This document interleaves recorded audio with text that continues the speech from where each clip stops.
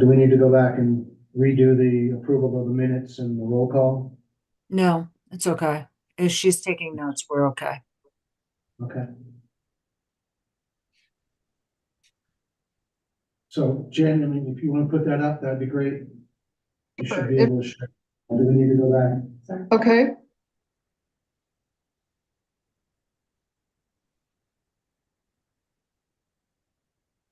Can you see my screen? We can. Okay. So these were different scenarios. We have 50% occupancy, 70% occupancy. We have a lot of detail that is summarized. And I believe this may have been an Economic Development Committee meeting. So that may be the confusion.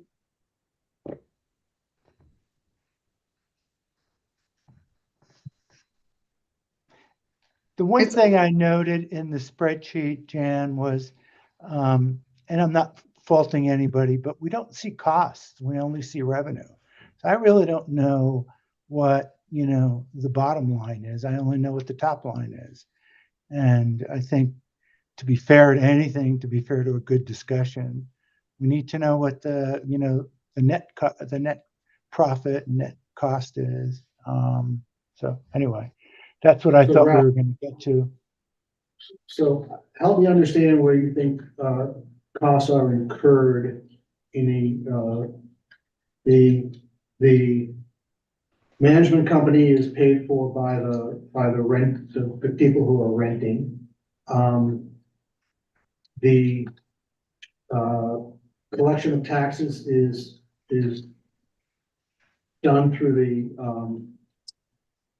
the management company that managing the properties and providing those to the state, and we get our share back on that piece. It doesn't affect whether they're nightly rentals or not. We still plow the roads and do those things, so nothing changes there.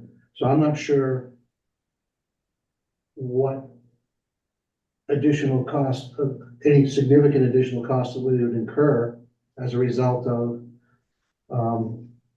allowing them. Yeah, I don't know 100%, only from my readings on research on nightly rentals, and then also talking to folks over in Park City. I'm not saying I have any definitive knowledge of what those elements are, but I don't, I thought Mr. Rudder brought up some interesting things. He said, hey, we might have to, find someone who's going to monitor whether we're collecting the money and things like that. So that's a piece. I think he alluded to one full-time person at the last meeting. I don't think that's the case, but it might be a part-time person. So my point being is, I don't know if we've identified the costs to the town, the overhead, the infrastructure overhead costs. So yeah, I don't know. And that's what I was looking for, along with this additional data that Rob provided. So, yeah, that's. I would suggest that probably going to have some. I'm sorry, go ahead, Rob. No, I just don't think we know. We haven't, it's like we've done a good job on calculating revenue, not a very good job on calculating what it costs to the town. I would suggest that we should anticipate at least some costs in connection with processing the business licenses, monitoring and auditing and enforcement. I have no clue as to how extensive or minuscule they might be, but those are all things that are going to have to be involved. And then it also seemed to me that when a house transitions from a full-time resident who's buying things for which we get the sales tax, and it transitions to a part-time rental, we're most likely going to lose some of the revenues that we would have otherwise received through sales tax. But I have no clue on how to quantify those. That's way beyond my expertise. I work with some other municipalities that have quite a bit of short-term rentals. And again, this is anecdotal. I haven't sat down and looked at the numbers, but I can say that the taxing is seamless. I don't know of any staff time that's spent making sure that the taxes come through, just as we don't really spend time making sure that our property taxes come through. It's a state function with the tax commission. So I don't think that much, if any, resources would be spent there. This one I'm thinking of, they have hired a group called Granicus to make sure that because they had a large problem of unlicensed short-term rentals. I'm hoping that that's not as much of a problem here, but that cost was pretty minimal. In terms of sales tax, right now we are not selling anything in the town. We don't have any commercials, so I don't know that that's going to impact you very much. The last thing that you mentioned that I can speak to is, I guess the biggest cost could be enforcement, again, tied to like a Granicus type thing. It would, you could, in terms of processing business licenses, the cost of the business license is supposed to, we're allowed to cover our costs for the business license. So we shouldn't lose money on that. And for enforcement, if we were having a big problem, we might be able to have an enforcement kind of surcharge on the business licenses if it was being used for that specific means of enforcement. So anyway, that's what I know from my other experiences with short-term rentals, if that's helpful at all. I think that's good input, Polly. I think from my perspective right now, I don't feel that we quite know enough. I think this was a good job by Rob. Again, I don't think we know enough about the bottom line. I think there's some other issues here as well, but that's in terms of the economics. I'm not 100% comfortable. And I've talked to some other folks, in terms of wear and tear on the town in Park City, including some of their leadership. So, I just don't feel comfortable right now with the economics, 100%. Anyway. Hey, Ralph, let me make a comment to that. And thanks always for your insightfulness and, digging into the numbers. Always appreciate that. And I hear an echo. Is that me? We don't hear it, Chris. Okay. Ralph, if you think about the opportunities we have for that are presented to us now, not something in the future that we're trying to attain, but what we have in front of us now, knowing our significant constraints by the fact that we're bordered by Summit County and unincorporated Wasatch County and a lake, we have very, very limited prospects. So to me, I feel like this Deer Springs area is the place for our nightly rentals. And here's why. It's still greenfield out there, except for, phase one that's people are already living in. Those are nightly rentals right now. I don't know that we're having any problems at all there. I haven't heard anything. I go through that neighborhood periodically. It looks, like a hideout neighborhood. People put their garbage cans out. They're sitting on their decks, enjoying the neighborhood. I haven't seen anything that's really different there that I haven't seen in other hideout neighborhoods. And, we do have that phase 2A that is under construction. So that's not greenfield anymore. But, here we are. This is our opportunity for revenue. I mean, I've heard nothing but we need more revenue. We need more revenue diversity here. We can't just rely on property taxes and building permits. This is our chance. This is the chance we have laid out in front of us now. We don't know the future. We don't know that we're ever going to annex in anything that's going to give us any opportunities. We have a small area you're going to talk about later, in the Ross Creek area for town-owned property, but it's really small. So this is our chance. I don't know why we would hesitate to consider nightly rentals in Deer Springs. Yeah, good thoughts, Chris. I mean, first of all, I'm not against TRT at all. In fact, I'm just thinking the way to do this that doesn't corrupt our zoning principles and, changing zoning. So being on the planning commission, and I listened to the tape of the planning commission, I agree with what the planning commission came up with on phase 8. I think that changing zoning because someone is slow on selling homes is not a good disciplined approach to the long-term interest of our town. You just don't rip out zoning because somebody's got some slow moving sales. So that's first principle. Second principle is the town vote, I'm totally for segmenting annexation, building, say, the Salzman property, our property, other annexations like Benlock. They are segmented and they can be controlled. Changing zoning at the whim of a realtor because they're not selling homes fast enough is not a very disciplined approach. And I don't think it would serve our town in the long run. And secondly, on that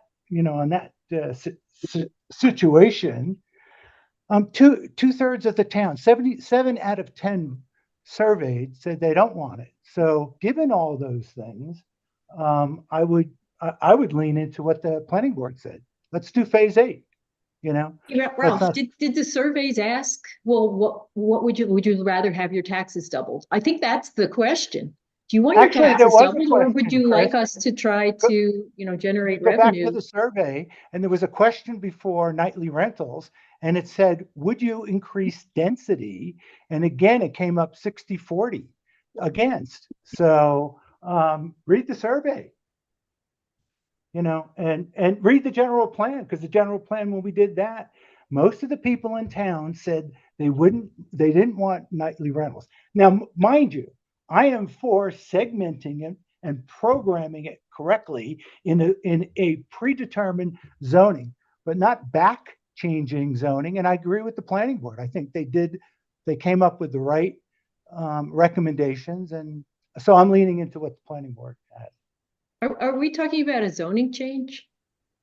I don't think we're talking about. I don't think we're talking about a zoning change or land use or anything. It is simply whether or not we're going to allow nightly rentals. There is no change other than that. I don't think we're changing any density. I don't think we're changing any use except for nightly rentals. I agree, Chris. And I don't know about y'all, but I did spend a long time in my life when I was a renter. I was not a homeowner my whole life. I spent quite a bit of time trying to, make it from, very meager beginnings. I don't have any bias against somebody who has to rent or somebody who has to do a nightly rental, to go to a ski area where they can't afford, let's say, a hotel room. Maybe they get a better deal, for a nightly rental. I don't know, but I don't really, except for possibly the enforcement, the code enforcement, which, when you have people who don't live here, they may not know the rules, et cetera. So there might be some additional code enforcement. Besides that, I really don't understand or see what kind of additional expenses we would have. It would just simply be additional tax revenue through these nightly rentals.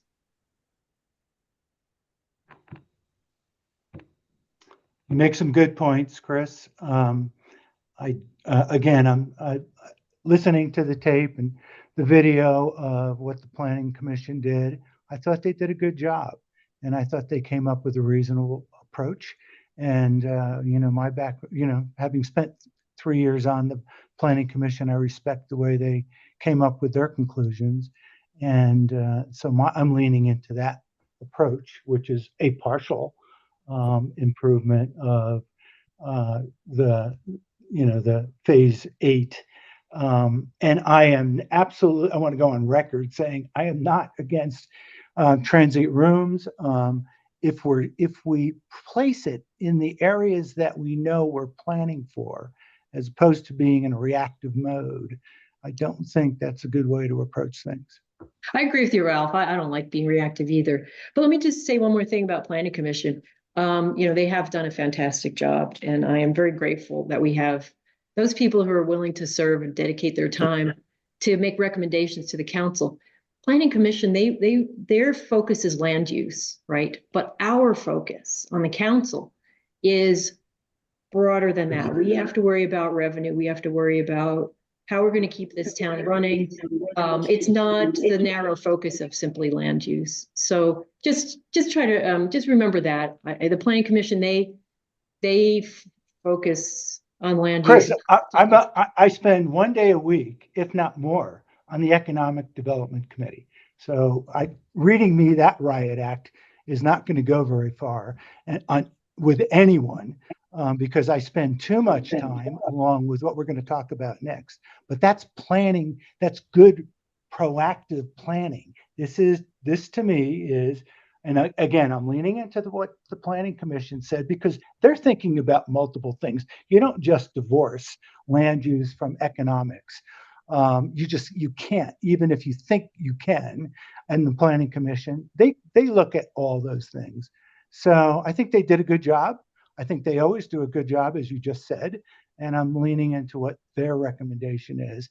And I think we put our efforts into things like the Salzman property, our property, the annexations, the 2 annexations we got on the table, where we have a planned community approach to hotels, retail, commercial, and TRT.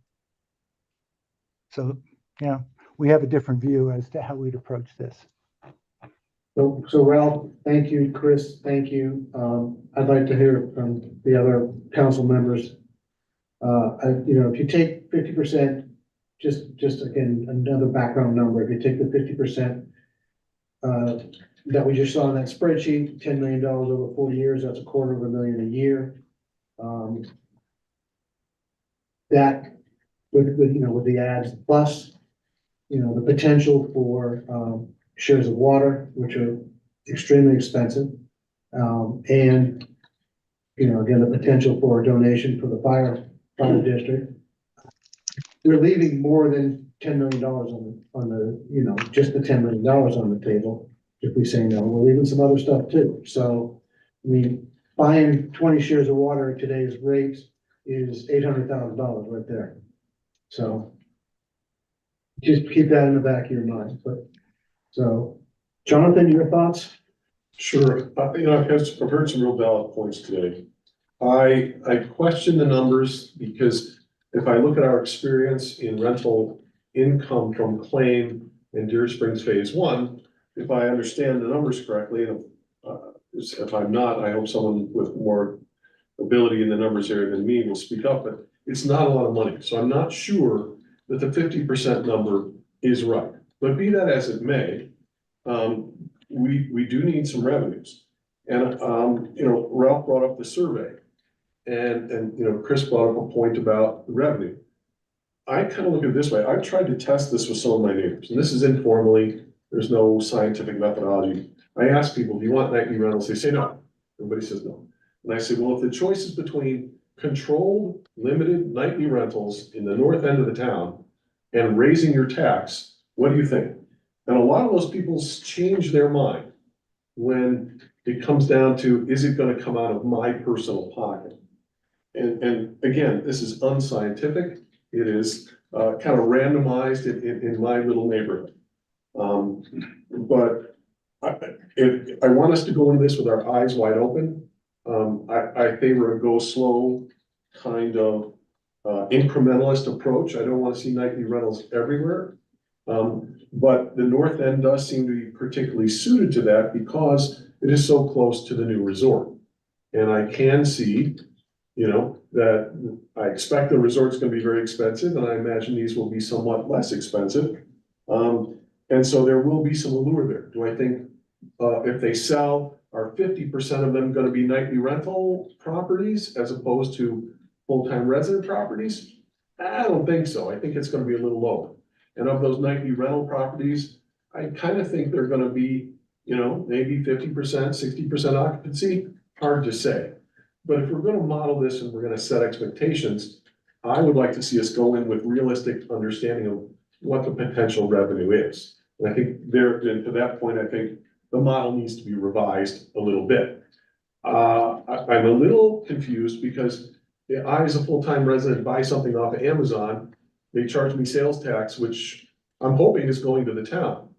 But if I rent, if I go to a nightly rental, I'm probably not buying large ticket or frequently buying items. So I think we also may lose a little sales tax revenue there. Again, I'm not a model. But I am leaning, when this first came up in the planning commission, I was there. And I was leaning towards the first proposal, which was 35. This has gone obviously way beyond that. And so I'm trying to move along here, but I'm leaning towards saying yes, with a couple of caveats. One, we're gonna have to figure out a controlled enforcement strategy, because we don't wanna make that difficult for the full-time residents. Number two, I looked at the contract for this. I have some real issues there. The contract expires and it doesn't make clear to me anyway, whether or not the water assignment and the tax assignments expire as well. That's a technical issue that I think can be easily worked out with Polly. But I am leaning a little bit towards this because, as Chris pointed out, I'm not seeing a lot of alternative revenue options. And in my experience, when I ask people about choices between this or raising your taxes, people have a tendency to change their mind when they think about having to pay for it themselves. So I am leaning in a little that direction. So long answer to your short question there. I apologize. Thank you. That's very helpful.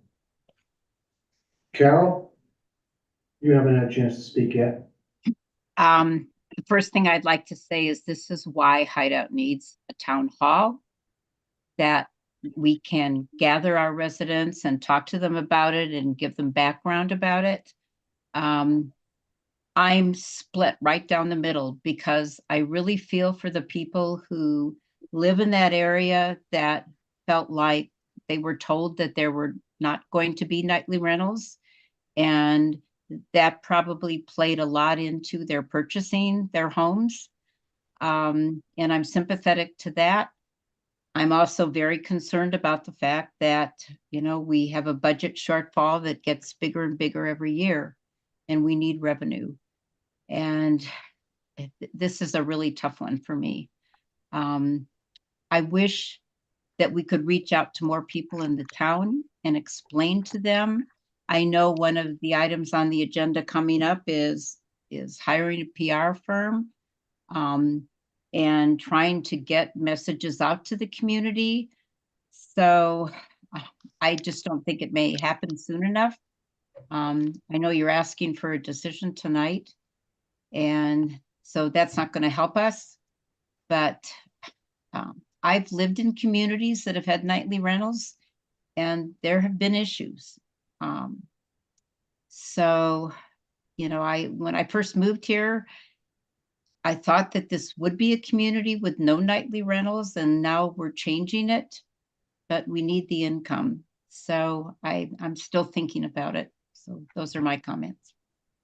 Do I understand correctly that phase 8A, where there are properties under contract, is still off the table in this proposal? 2A. 2A, okay. Yes, 2A is off the table in this proposal, yes. So where people have either bought and closed or put under contract, those properties are now off the table so that we're not changing the game on people? No, we're not changing the game on people who have committed to phase 2A. However, they will be, if we move forward, they would have nightly rentals down the road. But in a couple comments I'd like to make. One is, I have lived in places with and without nightly rentals. I have lived in places without nightly rentals that have issues in the community. The fact that it's a privately held home does not necessarily mean that there's never gonna be an issue. So, I don't know. The data that I've seen suggests that if it's managed correctly, and what we're talking about here is two management firms, that the owners would have a choice to select one of the two. They wouldn't be allowed to do anywhere else. They wouldn't be able to do it independently. It would have to go through the management firms as part of the agreement, the NDA. The management firms would be, accountable to the town. We'd have, two separate point of contacts, one for each of the two firms. The development team feels like having two makes makes it more comfortable for owners to have a choice of which management company they like better, and it keeps the management fees more in line because, it's not a single management company that they're forced to choose. We have had nothing on the police blotter from these rentals that we have to date. Jonathan, you're right about the income being relatively low. However, they are not being, the management teams that would be put in place for their spring stuff, would make their revenue from keeping the places rented. So, it's to their advantage to try and keep the occupancy rate up because that's how they get paid. Because they take a percentage of every time there's a rental. So if they're sitting empty, they get a flat fee for, base level, but they don't make the revenue until they, get a rental because they take a chunk of that. So they're incented to try and, get the word out and encourage people to come. We do need the revenue. Desperately. We need,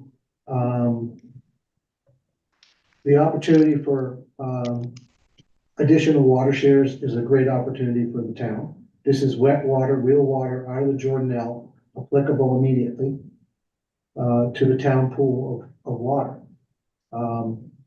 So, my personal view is, it is, as you said, it's in a section of the town that is semi-segregated, and I don't mean that in the traditional sense, but geographically separated. It connects two major arteries between 248 and the Jordanelle Parkway. It is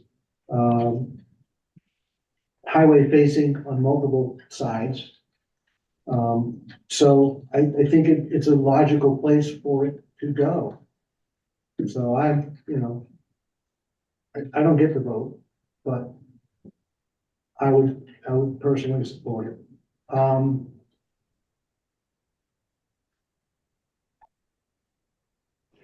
The other. And by the way, Phil, you made great points. Chris has made great points. Jonathan's made great points. I mean, they're all good points.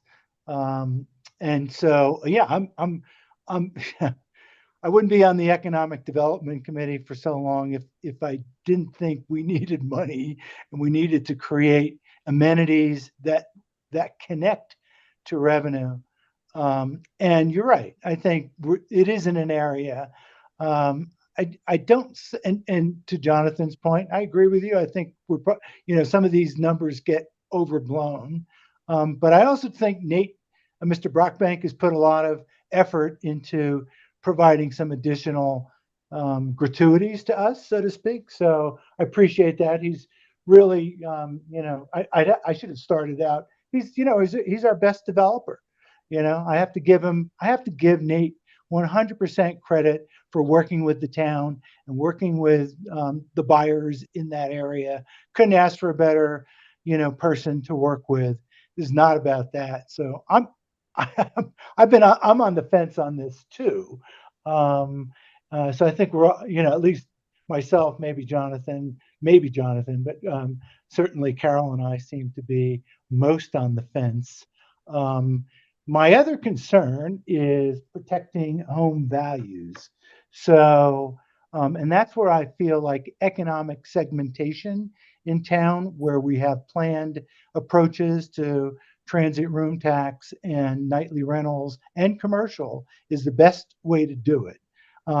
Simply because then your town is well designed. I mean, I don't know, Thomas. I mean, I took a planning course way back in college when I was in engineering, and that was what you did. You do planned developments, and you segregate things. So I don't know. I mean, being on the EDC for so long, to Jonathan's point, and I know we have JD here, we haven't seen a lot of success. So that's what increases the value of this particular property to me right now, and maybe making something out of it. But I also think that the town, generally townspeople are against it for different reasons. They want to move in here because they didn't want nightly rentals.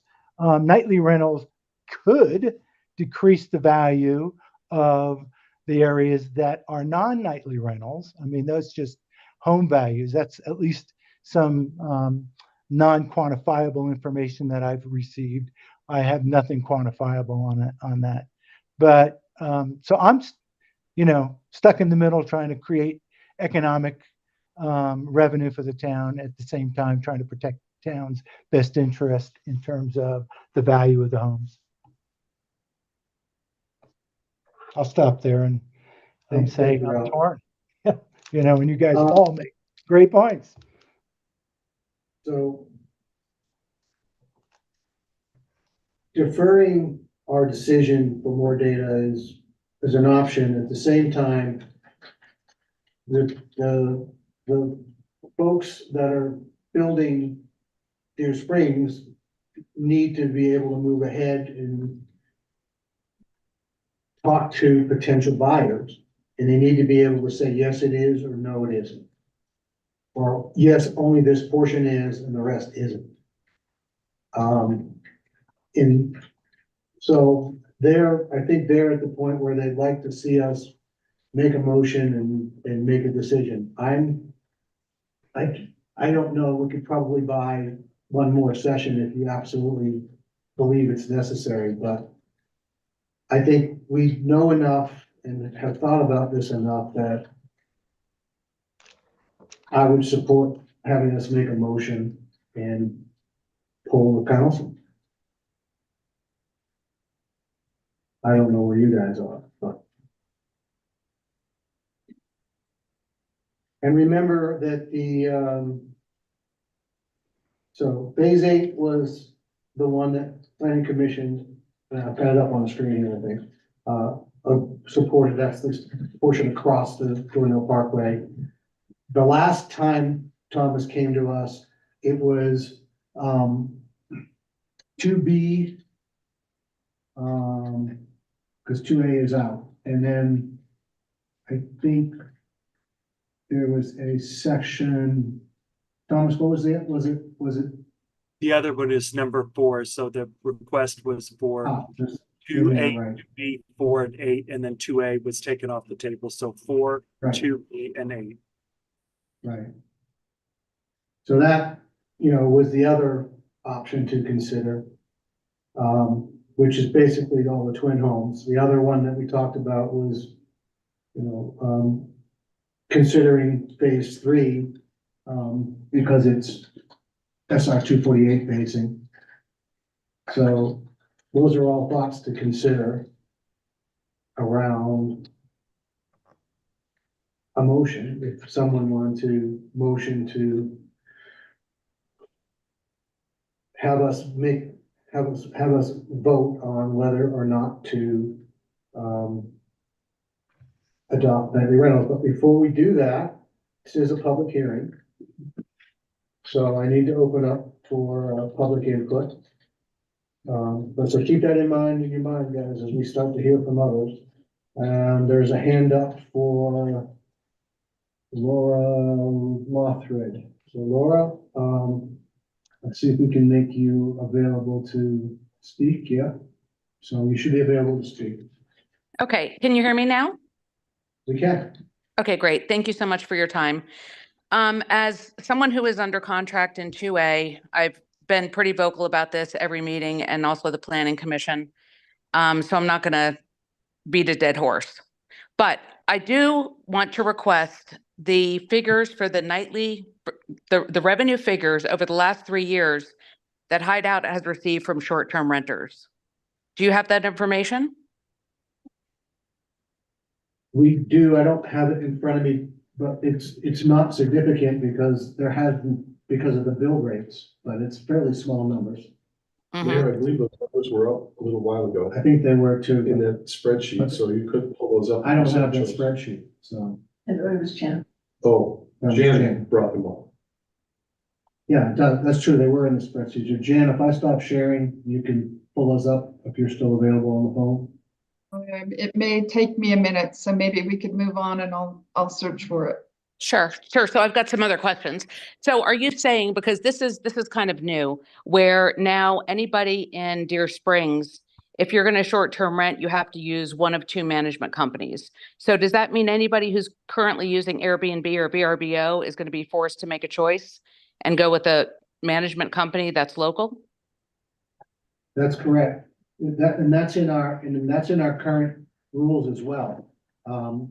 It's phase 1A. I mean, it has to be managed through a local management company who can respond to an incident within 30 minutes.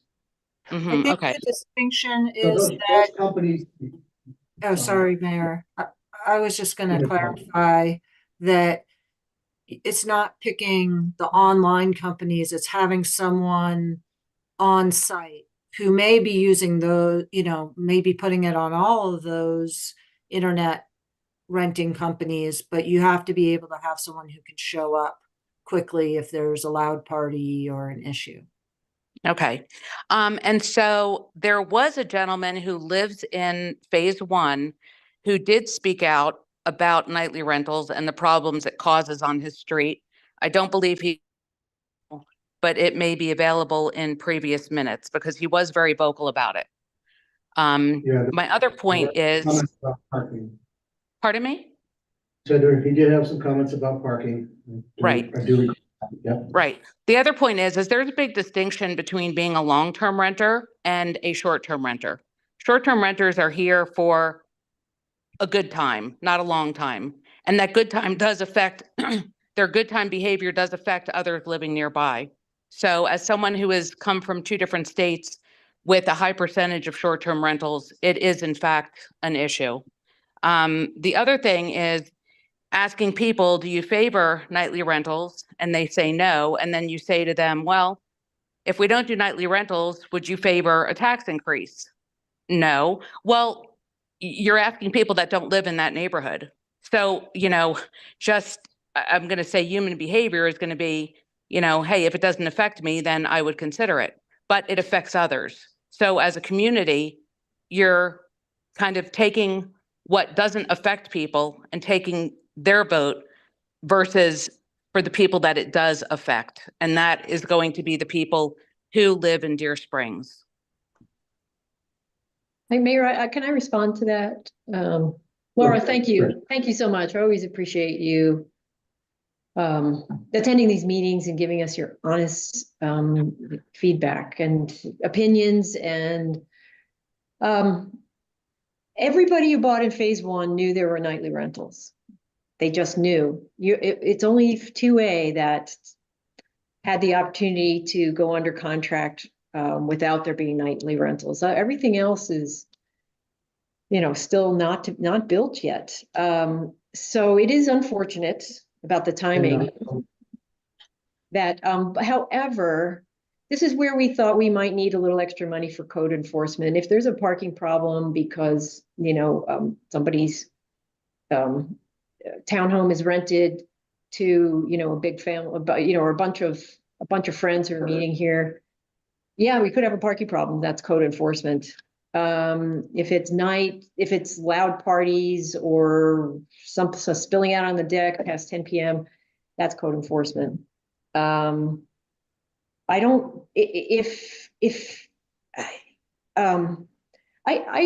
agree, I want a peaceful existence where I am, I have to say, and I think most of us do.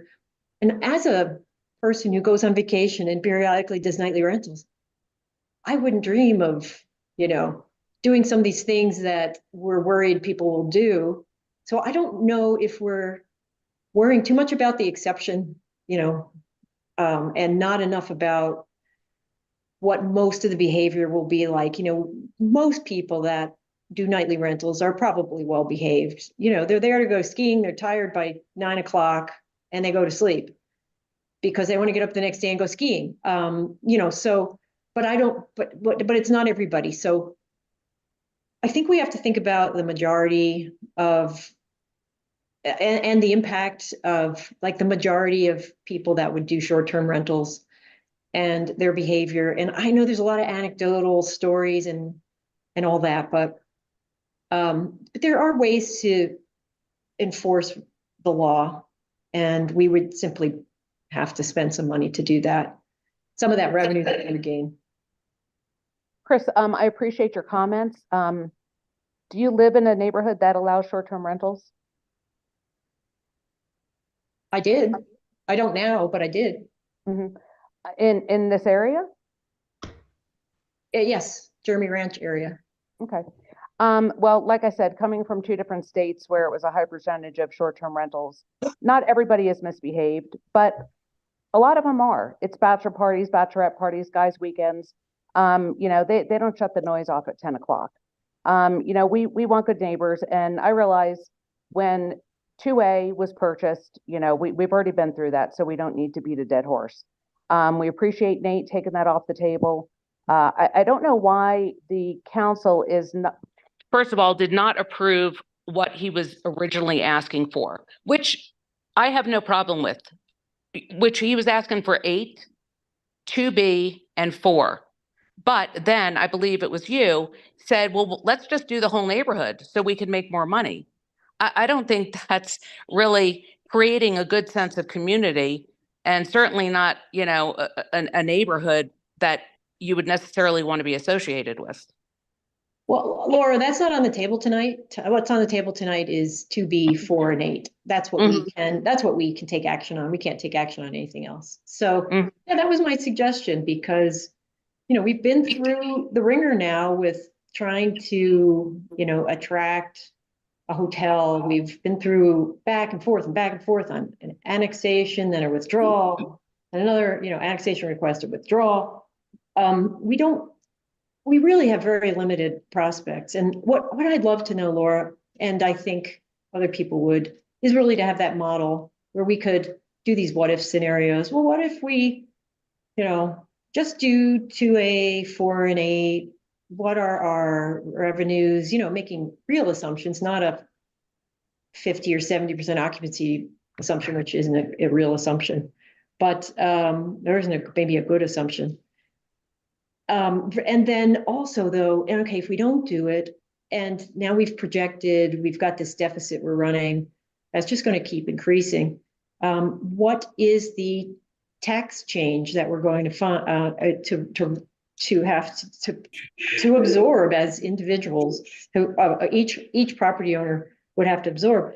And I think the mayor alluded to it being double. I didn't see that specifically outlined anywhere, but I mean, when I say double, I mean double the hideout portion of the taxes. It's not going to double our taxes. It's going to double. Right, double the hideout portion. Yeah, right. So, it's many hundreds, thousands, I don't know, a year. Is it worth it or not worth it? And I think we don't have that information. And the way it works for us is we can only decide what we have presented in front of us today, trying to get our crystal balls out and guess what might happen in the future.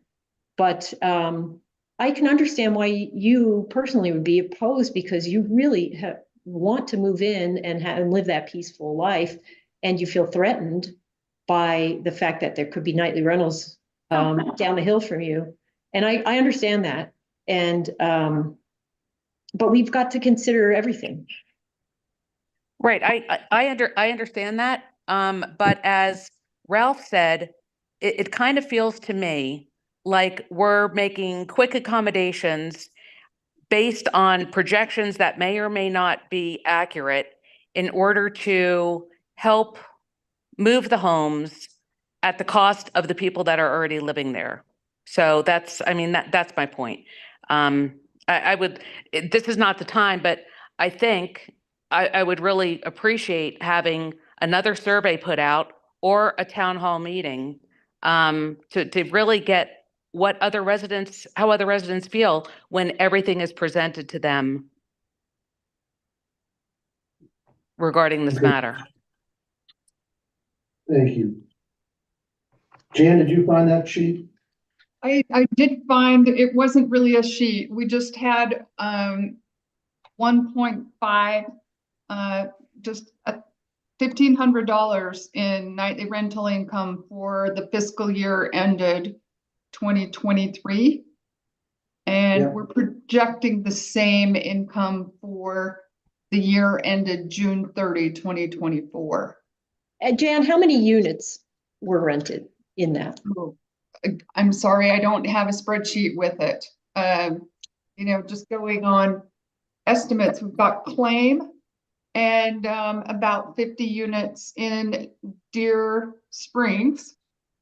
That's probably all that we had functioning with the nightly rental option in that revenue collection period. So would you say they were mostly unrented, like they were either owner occupied or empty Yes. otherwise? We don't have a good history to log actuals yet. So let me make a couple comments. One is the past is not an indication of the future because we're getting additional income from rentals per the adjustment in the MIDA funds that would come if this were approved. So looking at just TRT is not an apples to apples situation. And so that needs to be considered when you're looking at the numbers, because the history doesn't have that, it just has transient impacts. We probably have a number of residents that are not using the management companies, so we're probably not receiving all the revenue either because they're using Airbnb or some of the other available services and are bypassing the process and depriving us of the revenue. So one of the things about having a management company local is for them to be perusing the independent Airbnb and VRBOs to make sure that the properties with the addresses are not abusing that. So there's an opportunity for us, regardless of what we decide here tonight, we need to put some effort into that. The second thing I want to make sure everybody knows is the cost of operating this town is only going up as we build out. There's 350 homes to be built in Golden Eagle. In all of that development, at some point gets turned over to the town for maintaining the infrastructure there. There is no accommodation in from the approval of that development that helps the town offset its cost. It simply becomes our cost. Same thing for Soaring Hawk. Same thing for the undeveloped properties in Lower Hideout. The same thing for Shoreline as it grows. All right, so we're spending what we're spending, but we're only maintaining a portion of the roads that are going to come over the next 5 to 10 years. We're only maintaining water lines, sewer lines, storm drains, and all that kind of stuff for the portion that's built. So I can tell you with certainty that our costs will go up because we're going to have more infrastructure to take care of.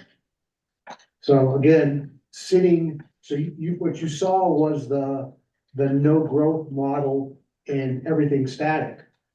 But the reality is that the situation is going to get worse versus the model we looked at earlier, that's in your package, because we're going to get more roads. We're going to get more miles of pipe. We're going to get, all that kind of stuff. And that's not optional. I mean, this municipality approved those developments years ago. and they're coming. So just recognize that I believe I presented a relatively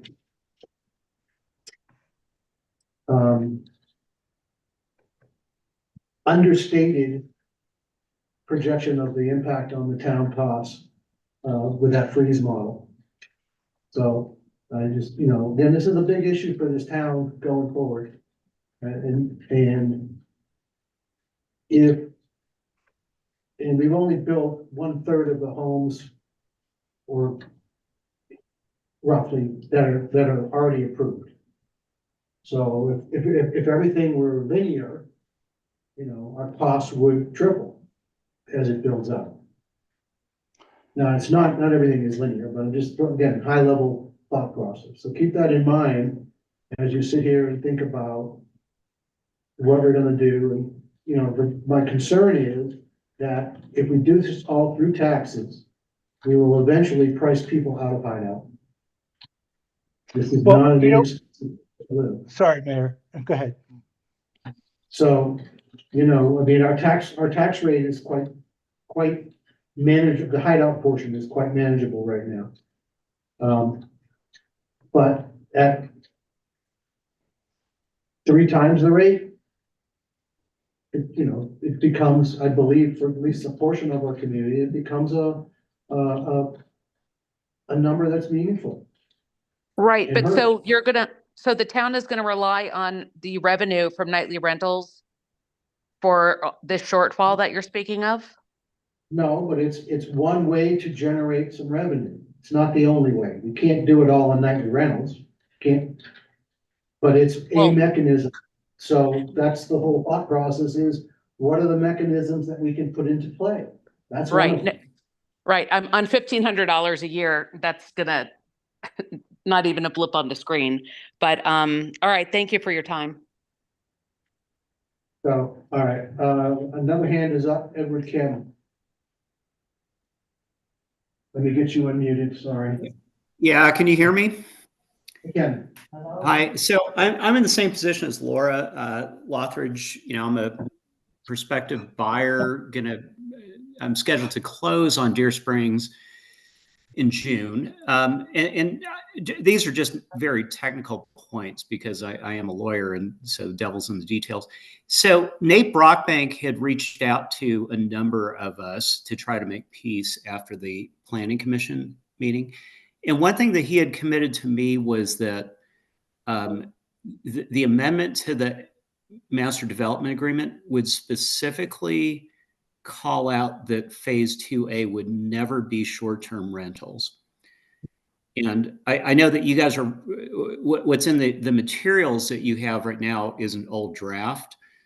But I did want to note that I don't know if it's Polly who works on that for the town, but that needs to go into the agreement because that was something he committed to us to do.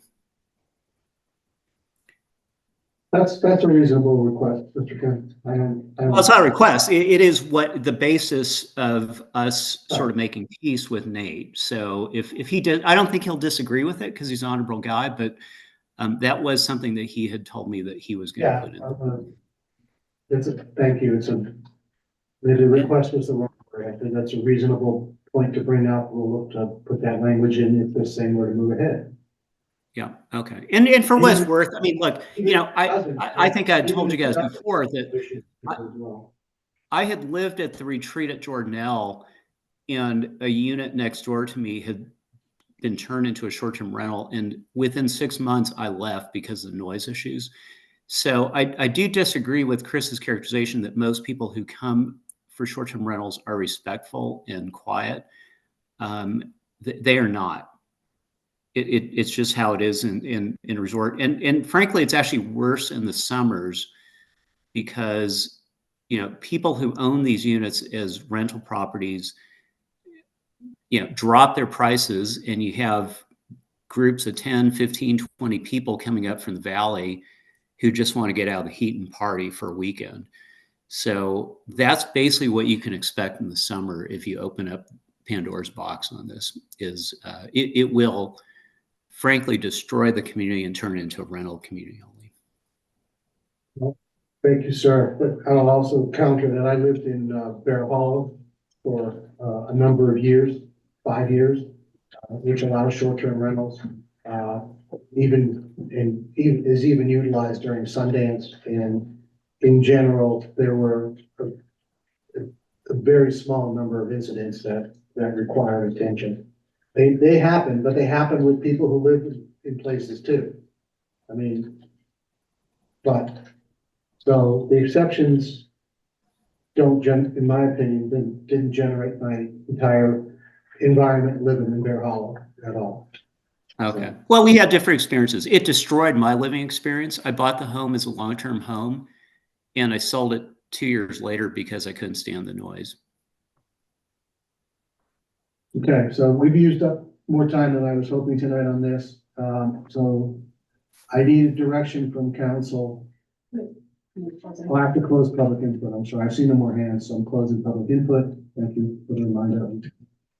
There was a comment in chat that's been on there for a while. I think at least that person should be addressed. I don't think we addressed Daniel Warner, did we?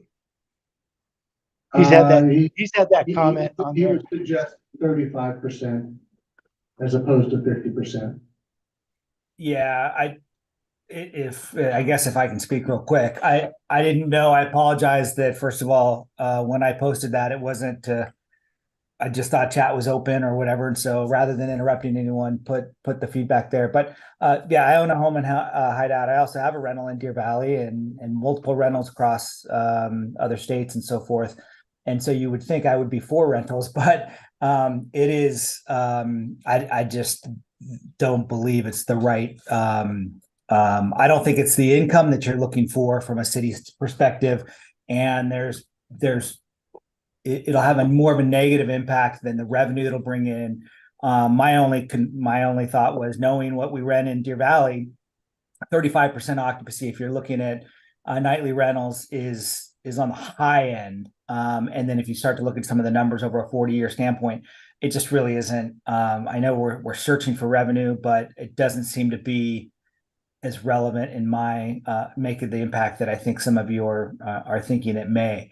And then my big thing was, I had some neighbors who shot me a text and just said, "Hey, I can't make the call tonight, but if you could relay this information, I said, yeah, I'd be happy to." So that's why I put it in the chat, which is, someone mentioned, well, how are we going to make this? And what if you did more, if you break it down per household? I think most people would be willing to. You've done that report on the feedback, to give an extra $200 or whatever it is for the entire year to cover anything that might be that way. So I think home values and other things, they're concerned about that. So that's all.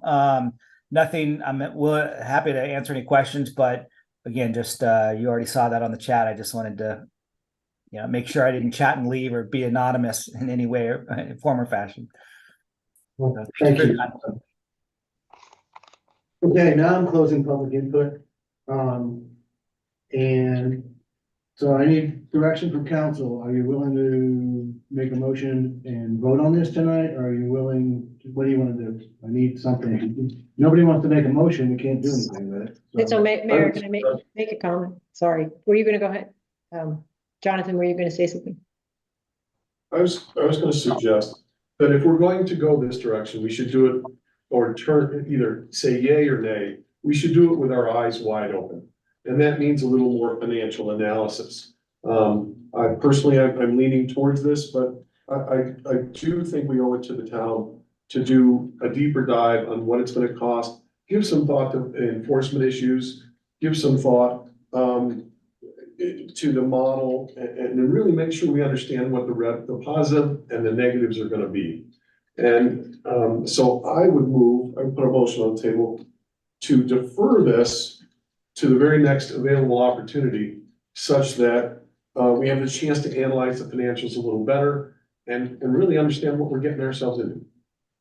Jonathan, I agree with you, I have to say, because if this were a simple, what do you want the lifestyle and the feel of the neighborhood to be, and there was no financial consideration, the answer would be absolutely no. But we have a financial consideration, and I totally agree that we should be focusing on understanding that to the fullest extent, And I would agree, but but get it together for the next meeting.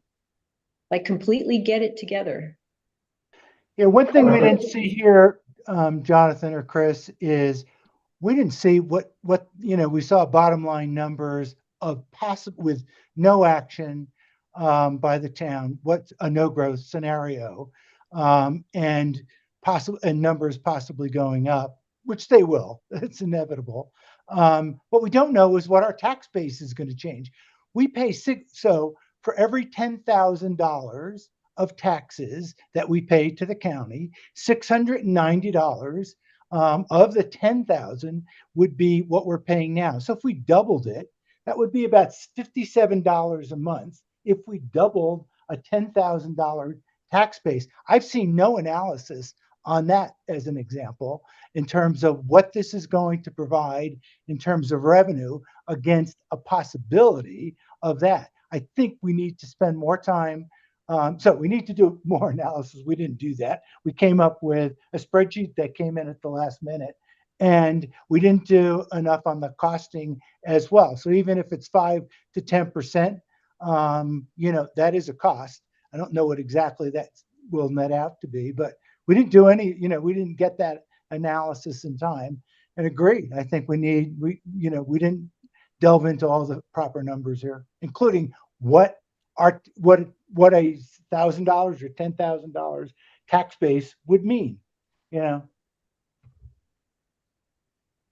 All right. So And Ralph, let me just add also, I mean, there is an offer on the table coming with this, and that is those water shares. We have to take that into consideration as well. Those are things we really want and need. So that has to be part of the calculation for. True, but I haven't seen any We'll be walking analysis. away from that.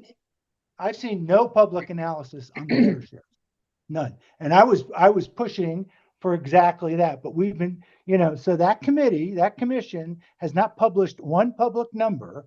I know JD and I were talking about this. No numbers have come out. So how do I know how much water I really need and how much? That's still being worked on, Ralph, and I don't want to publish preliminarily and get people confused one way or the other. I'm sorry, but I don't. So that committee is going on. Then how do you expect people to vote on how valuable those water shares are, Mayor?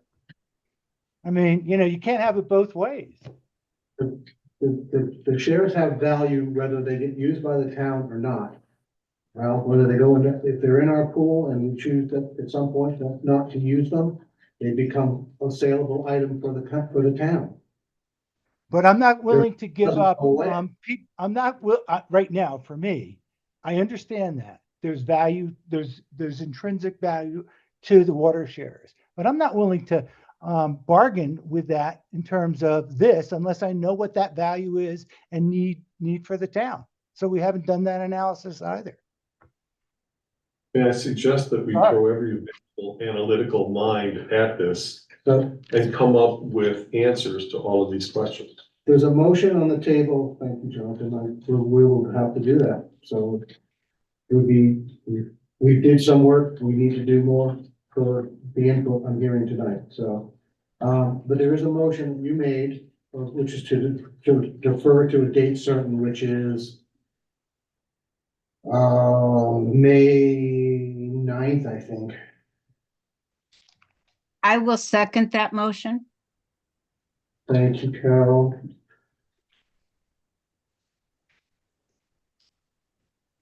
All right. Are you okay with that? Yes, We talked about this for an hour and a half, Yes. so it's time. Sorry, Ralph, you okay to defer to next month? Yes, I am. Goal of having additional. And we should define some of those things that we need to look at in the next meeting or before the next meeting. Yeah. So we defer to a date certain of May 9th. Ralph, how do you vote? Yes. Yes, okay. Chris? Yes. Jonathan? Yes. And Carol? Yes. Okay. I would request that as part of that, when we come around the next iteration, that the amendment to the NDA reflects some revisions. Yeah. The first of which would be that despite the expiration, the assignment of tax collection rights, Right. the water rights and others survive the termination in perpetuity. And like to see some some real clarity on that. This is kind of how we get into trouble with ambiguities. Yeah, Polly, I'll put that one on you, firmly on you. And I'll be glad to participate in defining some of those things and additional analysis numbers that we need. So you can count on me for that, Mayor. Well, let's move on the agenda. Thank you all for your very thoughtful in consideration of the entire process here. There's a lot going on. And it's important that we understand what we're doing on that one, so. Okay, let's move to some of the agenda items. The first one is announcement of the Jordanelle Cleanup Day. I'll take that. Chris will take that, okay? Yep. Hey, thanks, everyone. So this is a lighthearted and a lightweight item, but every year the community gets together to clean up the garbage that has accumulated over the winter. So once the snow melts, all of those little surprises are revealed. So you'd be surprised, despite the best efforts of people and developers to try to contain their trash, it just seems to blow around here. So this year, the Community Cleanup Day is on Sunday, April 28th. It starts at 10 a.m. It's about 2 hours of picking up trash where trash bags are supplied. You might want to bring one of those reacher grabber things. They have them at Home Depot, by the way. I have one, so you don't have to bend over so much. And so you basically gloves. Don't forget the gloves. Carol and I usually tag team and we work together. So hopefully, Carol, you're available to do that again this year. Yes. Okay, great. I'm counting on it. And so the way it works is you show up at 10 a.m. You can either come to the town hall area and sign in and pick up your free trash bags, or go over to the clubhouse at the retreat and do the same thing. It's about 2 hours of picking up trash, which is about all any of us can handle anyway. There'll be dumpster locations if you want to carry your bags to those dumpsters yourself and drop them in. I think we're opening up the town, over at Ross Creek, the Public Works area. I think that dumpster is going to be unlocked, and we're going to have one Public Works employee who's going to volunteer to be out there with us on a Sunday. So thank you very much, Hideout Public Works. And then it's followed by a wonderful little party over at the Retreat Clubhouse this year. So they're bringing in a lunch and you get a chance to socialize. That's actually really a big highlight of the whole event. So hopefully everyone can come out. And if you have any questions, feel free to ask me, or they're in the flyer, which you can find on the website. You can text Nikki Kai, who is really the mastermind of this event every year. So thank you. Thanks, Chris. Okay, the next item up is the EDC presentation. And I don't know who's doing that. Ralph, are you doing that, or you have someone doing that from the EDC, or? Well, we have JD who, so there's two pieces to this, and I know we spent a lot of time on the last dialogue here. So I think what we'll try to do is do some summarization. Yeah. And JD, and by the way, the entire EDC. So first of all, I got to just say, it's been JD, it's been Katie, it's been Jonathan, it's been Tony acting in regards to what I call a hybrid EDC, which includes our development or wanting to develop Ross Creek, along with how we've, looking at the, economic development in general. So everyone's contributed pieces to this, but JD, why don't you take the first shot here on, what the process framework looks like that you've kind of organized and put together with some input from all of us, obviously, but you've kind of coalesced. Yeah, so this is a framework. I in my day job, I do a lot of this stuff, policy documentation. I work a ton with compliance, audit, regulatory folks in my career. So what I've tried to do is apply what we're trying to do. We're not trying to rewrite anything, policies or anything here. The EDC is there to support what you guys generally do. And we're just putting some guardrails around kind of the process, because I believe that great organizations truly document what they do, keep records, and have full auditability somewhere down the line. And that's to protect us, and that's as well as to kind of make sure we're exercising good choices and practice the democratic process in terms of project management and whatever we're considering at the time. So that with that said, I'm not going to really go into a bunch of the details. The presentation is there for any of you, and you're welcome to comment in. I have no pride of authorship when it comes to this stuff. If there's a good idea that you see, or you think you see a flaw that could be better addressed in a different way, totally fine by me. But what we've tried to do is put together a framework. We've had a couple of projects, and I would kind of put the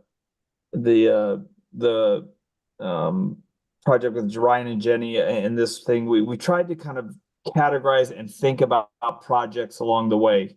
Obviously, the Ross Creek thing is probably front of mind for us, but we want to kind of put some structure around how we do things, and that's how we communicate, how we handle RFIs, RFPs, etc., and a process that kind of lays it out pretty well. It's anything can be improved, and this is a document that we anticipate is going to be a living document. It is nothing set in stone. We're kind of here to like do logical things, document things along the way, and have an archive for the town to go back to when and if needed. So, yeah, like I said, the presentation itself kind of outlines what we've proposed, and without getting into a bunch of details that we don't have time for, it is kind of an approach about roles, about the EDC, people, kind of ideas that we have about a so-called hideout project management team being formed, from people from town council, to EDC and some other people, even people like who work full-time for the town, like Jonathan or Jan, in various roles. But the idea behind all of this is to have a very structured process with archival documentation along the way. And like I said, I've been in many situations where if we intend to do something, we should write it down. If we don't intend to do anything or don't live up to what we say we're going to do, then don't write it down. And it's one of these things where I've learned enough in my life, professionally, that, keeping things kind of structured, simple, and to the point is worth a lot more than the hassle for not doing that. So that was kind of what we've been thinking. As I said, the deck, I think, does a pretty good job of explaining what we're trying to do here and categorize and keep things on track. One of the things I will say that I'm concerned about is concerned, maybe a strong word. It's something that, like, trying to get these processes started is difficult. Everyone's got to, we're volunteers and we're trying to pull together things. And what I was mostly concerned about is like having a very simple way to go back and have references for people who are working on this stuff to have something they can lean on in a process. And that's really the strength of the process, is that it's repeatable and we kind of do the same thing every time. I do have a couple of questions I think people should think about. If we are in the Ross Creek in particular, if we are to, and we've had several people talk to us in varying stages of kind of like interest in it, but someone asked a good question, like, should we, in any project that, we don't have direct domain over a private project, but should any project have a minimum number of people we should talk to and bid out for a project, which I think makes sense.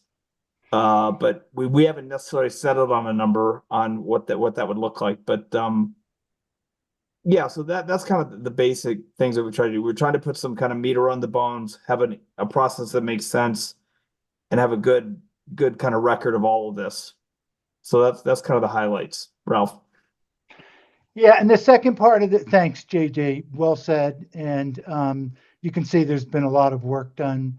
Thank you. I mean, volunteer efforts. So we're all kind of putting our time into this. And we have meetings every Monday. We had a 2-hour meeting this Monday, as a matter of fact, with 2 different potential developers, so to speak. We'll have another one next, back to our neighbors in town, so to speak.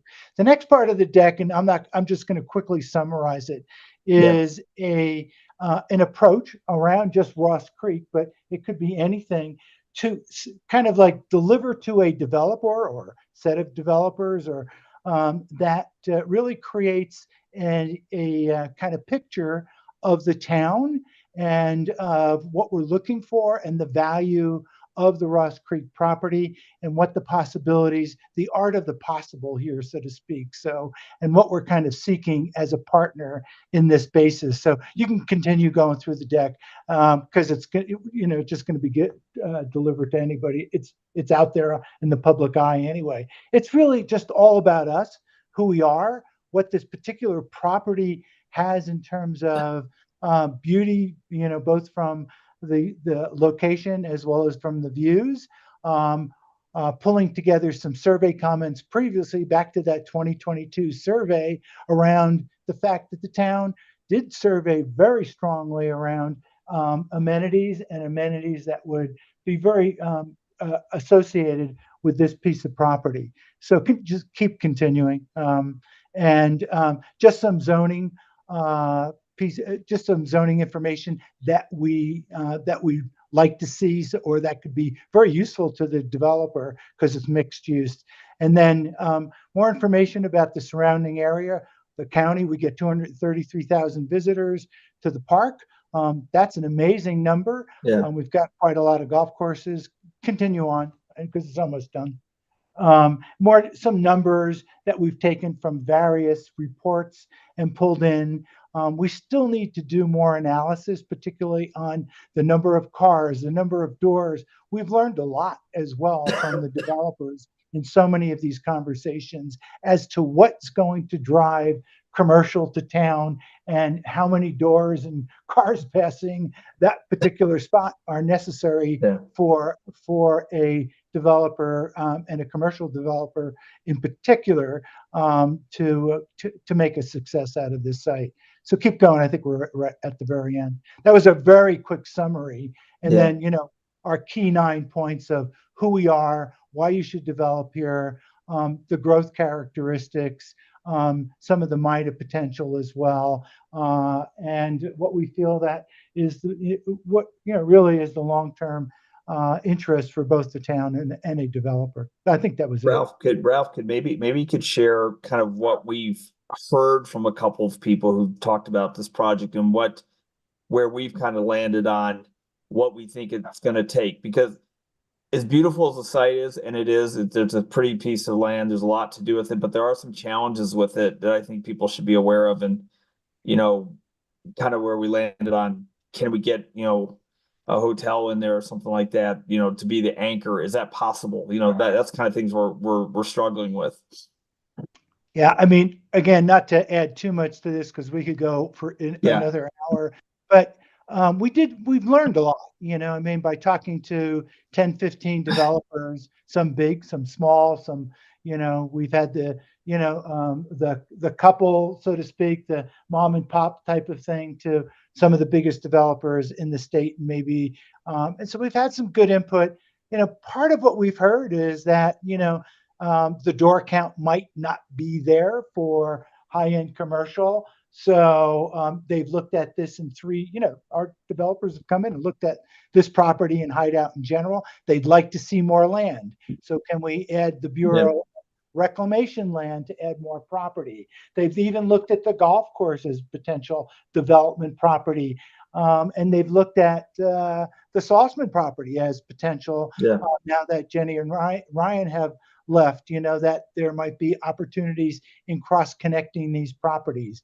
So, and again, this would include transit, this would include nightly rentals in these segmented properties, and it would include commercial and retail. So, but we're kind of leaning in right now between all these terrific minds on this committee to maybe have an anchor tenant, which might be a mid-size hotel, and so rather than trying to kind of boil the ocean with creating a large development. And it may take some time. The global economy, the economy in the U.S., interest rates still haven't come down. We may not see all those interest rates reductions that we all want to see for real estate and for other means. So we're trying to work within the means of what the developers are also sharing with us as to what they Yes. want, which is all about numbers.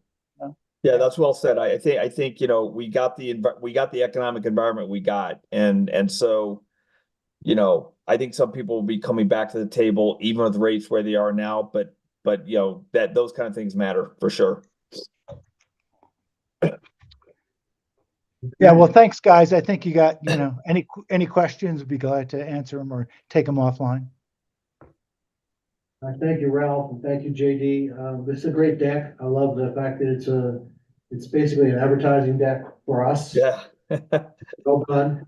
And hopefully we can build on this and continue to attract some interest from folks who want to bring some revenue stuff in here. Chris? Yeah, no, I think that's an important thing to underscore, Mayor. You did hit on something. This would be a very big step for us for commercial development, which we need, and I think that's a great point.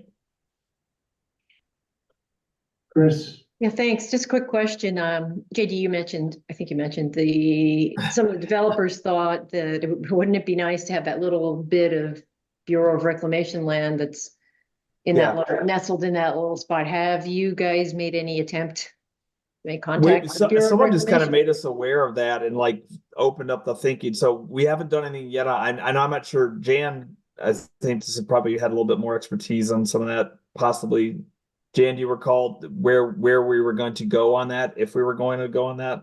Yeah, we've located the contact at the Bureau of Reclamation, and I've sent one email.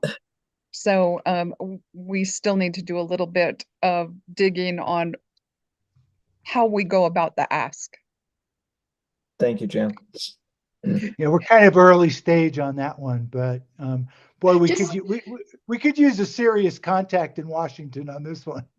No, wait. Well, maybe. But I can tell you this: when we wanted to build trails in Ross Creek, we were so, what's the word? Innocently ignorant.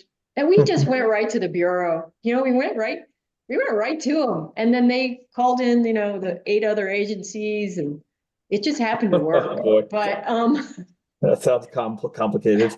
well, it was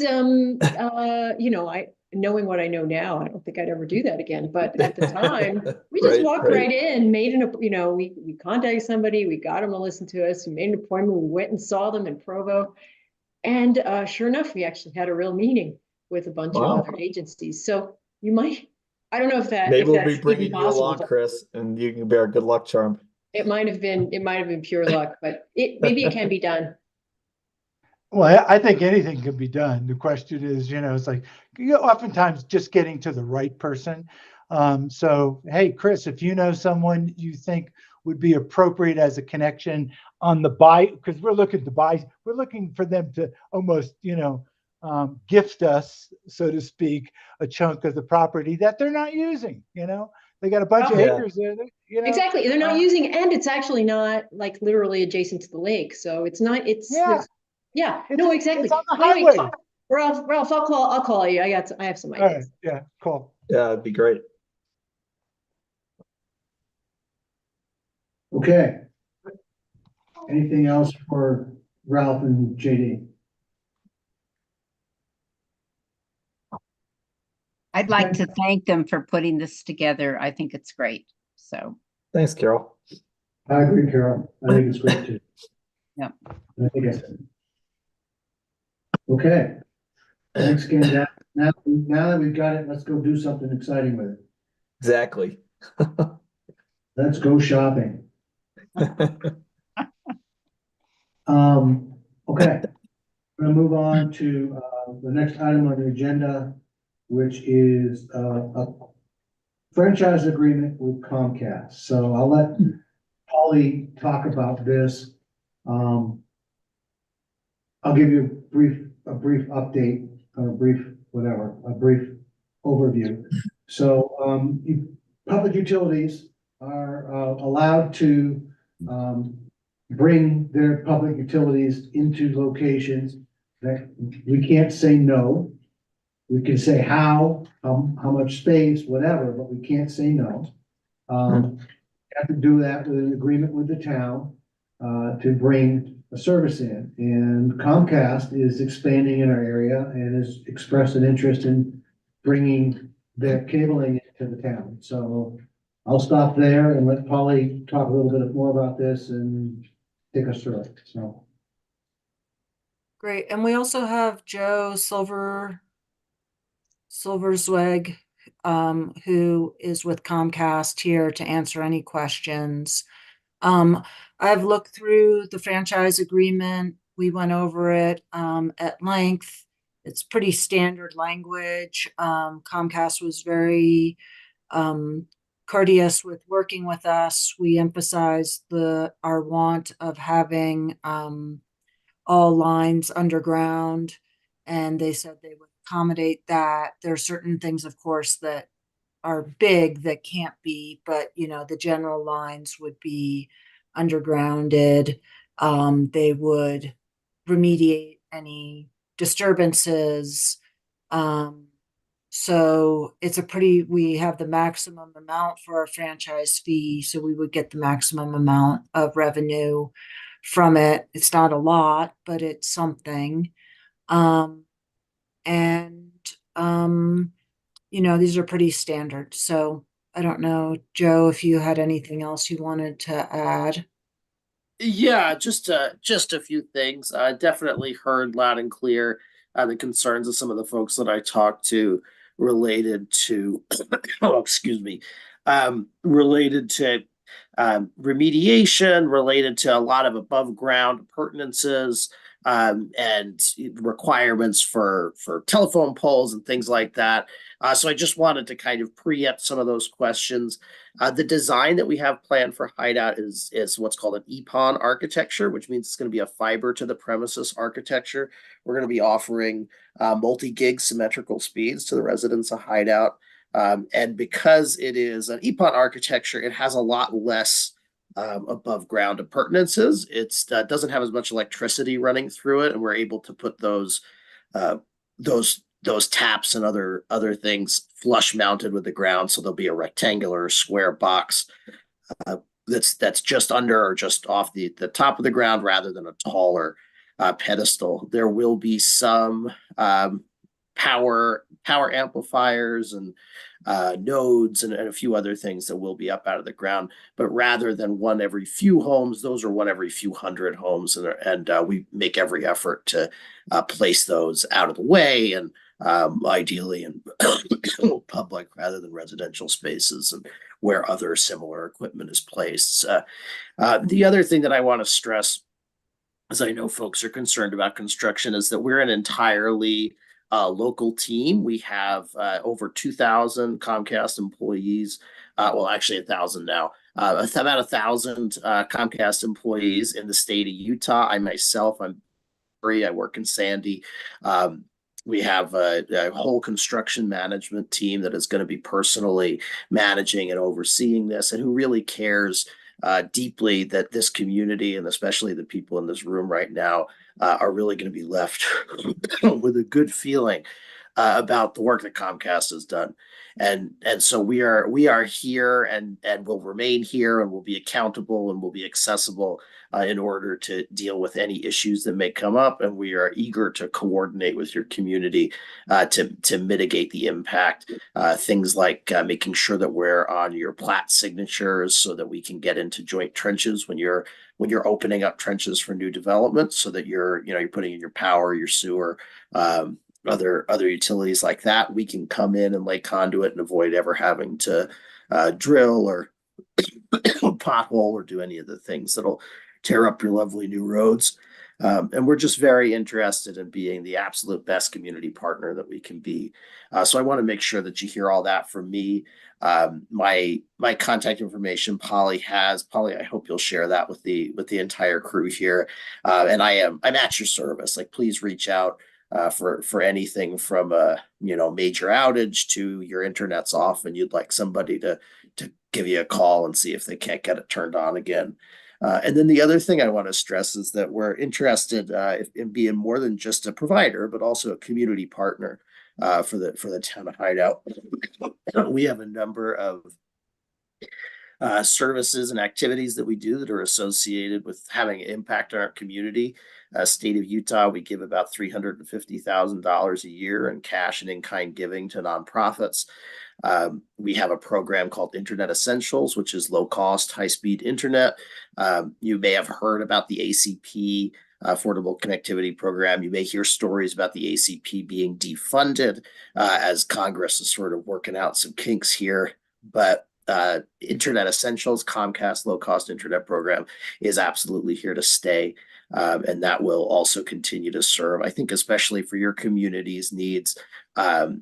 Service workers who may live in your community, and then seniors as well. Seniors are often eligible for Internet Essentials, and often that's just the right fit for them for their broadband needs. So those are some of the sort of extras that I want to make sure that you come away with here. I mean, happy to answer any questions that you have about the details of this document. Polly was a fierce and effective negotiator for you folks, and we had a lot of good discussions, and I think we came up with something that we're all happy with. I see one individual has their hand raised. That's Chris. Hi. Hi there, Hi, Joe. Chris. Thanks for joining. Yeah, I looked at the agreement, and Polly, I'm so glad you brought up. I was a little disturbed by the line, if all the transmission and distribution facilities and all the respective public or municipal utilities in any area of the franchise area are underground, then you'll put your stuff underground. So I'm glad that you kind of worked on that, Polly. I don't see that reflected in here, though. Any kind of, indication of how much would be above ground versus underground, and if we're talking about poles and lines, or if we're just talking about, we'll never place a pole if there isn't a pole. The only places that we'll use poles is places with existing aerial infrastructure. The plan for this build is, my understanding, is 100% underground. I hesitate to use the word underground because there will be parts of it that you can see, and there will be appurtenances here and there that will be up above the ground, but there's not going to be anything hanging in the air. Okay, So, good. Because we do have things hanging really in the air that we don't like and we don't want over in Shoreline. And we've got those transmission lines. Well, anyway, we won't even go there. But then the other part was, where do you expect to be actually building? Because it says in section 4.1 that nothing in this agreement requires Comcast to build in all areas of the franchising authority. We were able to get that commitment out of in another franchise agreement with another provider that they would build. Sure. We're planning that, and what your intent is, and where you think, where you're planning, where you would be planning. Yes. We are planning to build out 100% of the currently platted parts of Hideout, and any of the parts of Hideout that are coming that we know about, we're looking to fully build out the community. The reason we shy away from that language is because we are also aggressively pursuing grant opportunities throughout the state, really throughout the nation. There's about $400 million in grant opportunities here in the state of Utah for broadband development. And we're concerned that in these outlying communities, if we have build out requirements, that it's going to make it difficult for us to build to certain grant funded areas that may be just on the outside of those things, that might create some kind of conflict there for our business models that will make it harder to apply for grants. But our business plan is to build every door. And so to do that, like the existing neighborhoods, now not talking about the ones who've yet to trench or have open trenches now. I'm talking about the existing neighborhoods. Would you be tearing up the roads to get? So our construction method is a directional bore, which is a horizontal drill. So it goes under the ground and then moves underneath the. It doesn't usually go underneath the roadway very much. It tends to go where the shoulder is, or the parking strip, or under the, depending on the size of your public utility easements in your community, it can go under the first few feet of a residence lawn. And so that's usually where it winds up. And we only go under the roads where we're crossing the road. So we tend to run down one side of the road and then up the other side of the road, and avoid crossing the roads, except, oh, excuse me. I'm getting over COVID here, so I'm a little bit of a mess. I apologize. Except at points where we have to cross or make junctions or do other things like that here and there. Where we cross the roads, we do a bore and pothole method. So we have, I think it's 6 inches. I'm not an expert on the construction method, but it's a pothole. Then we put a few potholes as we cross the road to make sure that we're maintaining our depth. Because if we don't, then that increases the risk that we'll hit, for example, a water line or power line, and that's really what we want to avoid. And then we shore that all up with the appropriate, highest quality materials, and put that all back as best that we can. And that's the most that happens to the roads. There are situations where you're turning a corner, a few other places where there's a little bit more excavation that needs to take place. But for the most part, these directional horizontal drills do most of the work, and it's a pretty light touch relative to other construction methods you may have heard about or seen other construction and fiber construction teams using micro trenching. And we absolutely are not micro trenching. We want a network that's going to last for 30 years, not a network that's going to last for 30 minutes. So we are building it down a little deeper and much more reliably. And it also happens to be much kinder on your infrastructure. And then what is the cost to the town for this infrastructure? There is no fee to the town. In fact, as Polly alluded to, there's a 5% franchise fee. That's a pass-through fee that we charge to our customers. So 5% of those customers who pay for a television product, that 5% of that television product goes to your goes to your town as a tax. I mean, I don't have a prediction for what that number would be. I don't know how many passings we're expecting to add. I think, as Polly said, it'll probably be fairly modest from a financial standpoint, but this is a net benefit to your community. We're certainly not going to charge you anything. And then, of course, as is specified in the franchise agreement, we'll be paying all associated permit fees and right away and excavation fees and all of those kinds of things. So we'll be definitely doing our part to take care of your community. And then when there's damage done by the installation, like through, you're going through the right of way, but maybe somebody's sprinkler heads there, or 100%.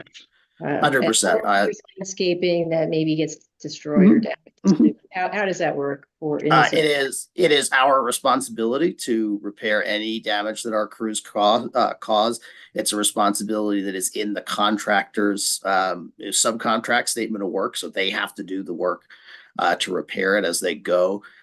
Depending on the time of year that we do the work, if it's during the summer when sprinklers are operating, our crews will have follow-on sprinkler teams that actually repair the sprinklers as we go.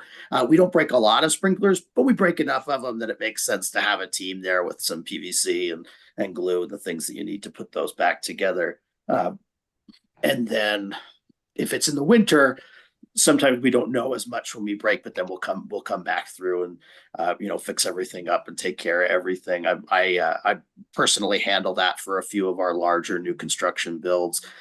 We've assigned where necessary, where we've had a few more issues, we'll assign a specified on the ground Comcast employee who's there every single day, managing our construction teams and making sure that we're taking really, really good care of your community. More complicated, less common restoration work is things like say concrete damage or more complicated utility line damage. We'll have another crew come on and fix those things. Sometimes that could take a little bit longer. Although we're very, very quick if there's some kind of emergency, say a, ruptured water main or something along those lines. We have emergency teams on standby to handle all those kinds of things. I'm the one who negotiates this agreement. I take that in particular as a personal promise to you, Chris, that we will take care of that. And I hope you'll hold me to that. Anytime any resident calls you and says, "Hey, my daisies are out of place," like, let me know. If I have to put my gardening gloves on and come fix them, I'll come fix them. I have three questions. Sure. The first is the 5% franchise fee, is that off the bottom line on your bill?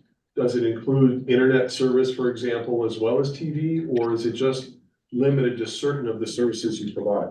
It's just certain of the services, and the reason for that is, as a cable company, and I want to get too into the weeds here, although I'm happy to if you're really interested. Because we sell an over-the-wire sort of channel-by-channel television product, we are regulated by a different set of federal rules called the Cable Act, which is part of the overarching FCC regulations that governs a variety of different wireline telecommunication services. And the Cable Act specifies a 5% of television revenue cap on all franchise fees collected for cable facilities, for cable franchises. And the Cable Act further specifies that all of the services that a cable provider may provide, including everything that we provide. So everybody in Hideout is going to have access to our high-speed broadband, home security, VoIP. We're going to have our Comcast business service up there, so we'll be able to provide. You guys do get that hotel, be able to provide 100 gig symmetrical service to them, so they can have great service for their customers. Those kinds of services are going to be available, but because of the Cable Act, we are limited to just 5% of our television revenue. So if you've got the whole package with and let's say your bill is, and I don't work on commission. I don't know what we charge exactly. But let's say your whole bill's $200 a month. You're paying $40 a month for internet and $10 a month for phone and $150 a month because you want all the bells and whistles on your TV. Then you would, on the bottom of your bill, see a franchise fee of 5% of that $150 television part of your package. Okay. And that we would collect and then pay quarterly to Hideout. All right, terrific, thank you. Second question is, would you be willing to attach a map of the service area as an exhibit to the contract? I can't attach it as an exhibit to the contract, but I will certainly provide that for you. I do have that information. And I'm happy to deliver it to you and make sure that you guys have it in your public record, so that you've got it on the line here. We're certainly committed to doing the whole build, and I'm happy to get with my construction team and get a map for you. I've seen it, so I know we've got it. Having that as part of it, as an exhibit to the contract would be great. My last question is section 3.1. There's a very troubling sentence in here, and I'll read it to you. All transmission and distribution structures, poles, other lines and equipment installed by the grantee for use in the cable system in accordance with the terms and conditions of this franchise agreement shall be located blah, blah, blah. I'm adamantly opposed to any additional poles in the town. I'm adamantly opposed to stringing up new wires on any existing poles or structures. And so my question is, in terms of my own personal vote here, is are you willing to take the word poles out of there and insert some language to the effect that you will not install any poles and you will not string up any cables on any existing poles? So we have the language that's in there to provide for the necessary flexibility for us to deal with unusual situations.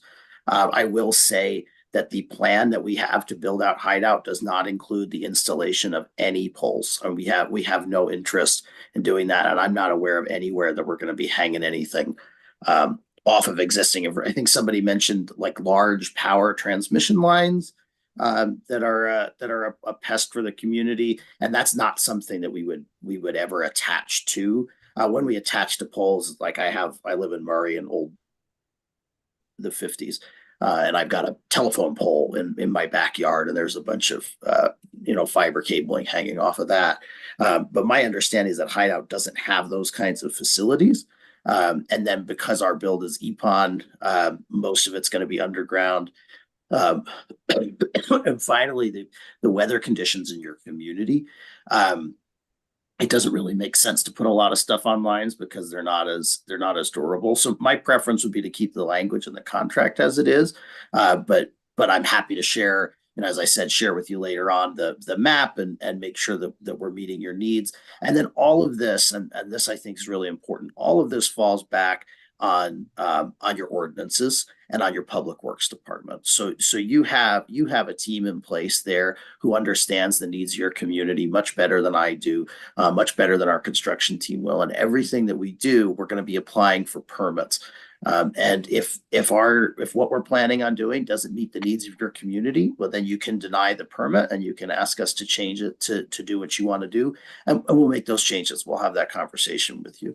But rather than restrict, and for a few reasons, rather than restricting the flexibility to deal with unusual situations or future changes to infrastructure or things that may change down the road that we may not anticipate, and then also to avoid sort of a snowball effect where if I start to issue this in a community where I'm really confident that we're not going to be hanging anything off of poles, but then the next community over where we actually have a lot we want to do on poles in order to construct that facility, they want the same clause, and it starts to get very difficult for me to navigate. So I much prefer to have everybody have the same agreements and to rely on your public works department and facilities teams to take care of your neighborhood, and then also just to hear what I'm saying about our intentions for this community and the way that we intend to do this build.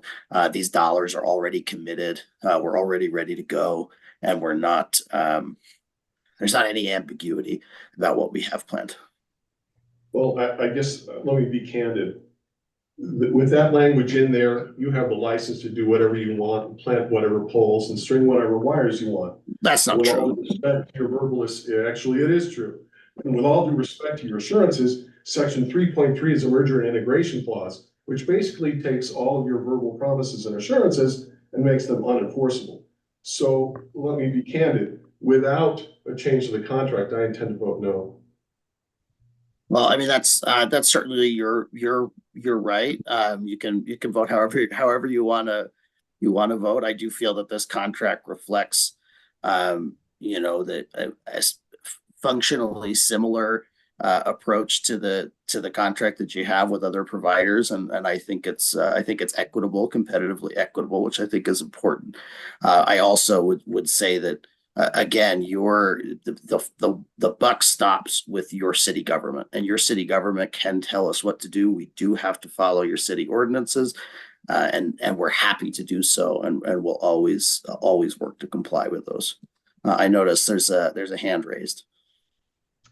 Yeah, but Jonathan, did you get your questions answered? Because you had some good questions. Oh, yes, I got them answered, not favorably, but I got them answered. Yes. Yeah, I had a couple of questions. First of all, I've had a lot of inquiries, since we initiated our first broadband company a number of years ago, and quite a few people have said, "Hey, when is Comcast going to come in?" So I would say, kudos to your interest in the town. I have a couple of questions, but I think Jonathan kind of asked one of the questions, which was how are you paying us within? So it's got to be purchasable services in the context of Comcast, and then you pay the town 5% with those services that are purchased through Comcast only. Is that correct? I just want to right. It's our television revenue. So we get a certain number of customers. Let's say if we get 60% of the customers we pass, and we have 1,000 households that we pass, we would get 600 customers on average. some percentage of those customers would get a cable plan, and then we would pay 5% of whatever that average customer was selecting for their plan. In practice, the finances come out to be very similar to the 3 and 3.5% of total revenue that I've seen the sort of more standard broadband franchises come out to. I haven't ever sat down and done the math city by city, but it seems to be about the same in terms of the amount of annual revenue. Thank you. Appreciate that, Joe. Do you have any idea about the time frame to accomplish laying the fiber in the town? I've got a general idea. These figures right now can move. Hideout, our current expectation is that we're going to be constructing what we would call our trunk lines in probably in 2025. Trunk line is the underlying sort of main cable of fiber that undergirds the entire network, and then from there we spread our crews out a little bit so that we can build more faster, and we'd spread out through the community and probably be building and lighting up customers in 2026. Thanks. And one last question, and I've had this of our other cable, and that is any statistics that you can share? We had 2 outages in December. Obviously, this company is much Comcast is massive, and fairly across the U.S. as opposed to your competitor here. But do you have any statistics that you can share with us? And I'd like to get, and I've asked this company the same thing. So a lot of folks rely, like, for your phone, for your information that you're getting, your internet. It's a critical. It's become a critical telecommunications piece and part of our lives. We'd like to know what kind of statistics you've generated in Utah as to outages, and every 6 months, can you give us a report as to what the outages and where the affected outages are in Hideout, so we have something to gauge on how effective you guys are? I could definitely put something in about reporting on outages. I could certainly give you that information. I think that's a reasonable request. I'd have to go back to my team and find some language on that. I'd appreciate if you folks would vote to approve with that language, and Holly and I kind of work out the details. I'd love to get a yes vote on this tonight if we could. In terms of statistics, a lot of broadband companies set their parameters of what we call 3 nines, 99.9%. Comcast is a 4 nines reliable network, so we are 99.99% reliable. We've done that by upgrading our network on an extremely regular basis. We maximize our capacity. We split nodes, so the node fills as the customers start to sign up. You can think of it like a water pipe, and it starts to run out of water as more people turn their taps on, and we add another water pipe when that pipe gets about 75% full. So we never wait for things to get all the way filled up, and we're always adding more room. We're also making huge upgrades at our head end. Head end is sort of, when you think about the big building where the internet comes from, that's the head end. It's this big row of servers and batteries and air conditioners and all these kinds of things. We made huge upgrades to that in the billions of dollars nationwide, and we've created a network that is much faster, much more reliable. We've added new technology that makes it self-healing and self-identifying. So when we have an outage, it used to be that we'd have to send a guy in a truck, drive down the line. He'd have to drive until he saw a dump truck that had run into a telephone pole. But now our system sends a signal down that line, figures out where the outage is, sends a message to our network tech and says, hey, 14 miles down on this line of fiber, we've got an outage, you go get it. So we're able to repair those outages much faster. And that's really how we think of it. We think of it sort of the average number of minutes per customer minute by percentage that customers have an outage. And as I said, we strive for a 4 nines performance. Well, I think on 5 all of our nines, nodes. Joe, is 54 minutes a year, if I remember my statistics correctly. So if you can accomplish that, that seems Well, certainly reasonable. I That I have to say my tech team, so his name's Zach. He works just a few offices down from me. Is a exceptionally hard worker, and certainly takes those numbers personally. And whenever we've got an outage, he's rolling out immediately.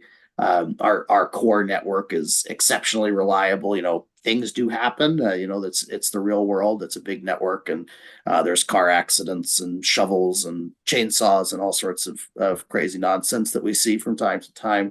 But we're extremely confident in the reliability of our network. And I do think that you'll see it will have much better performance in that regard than our competitors.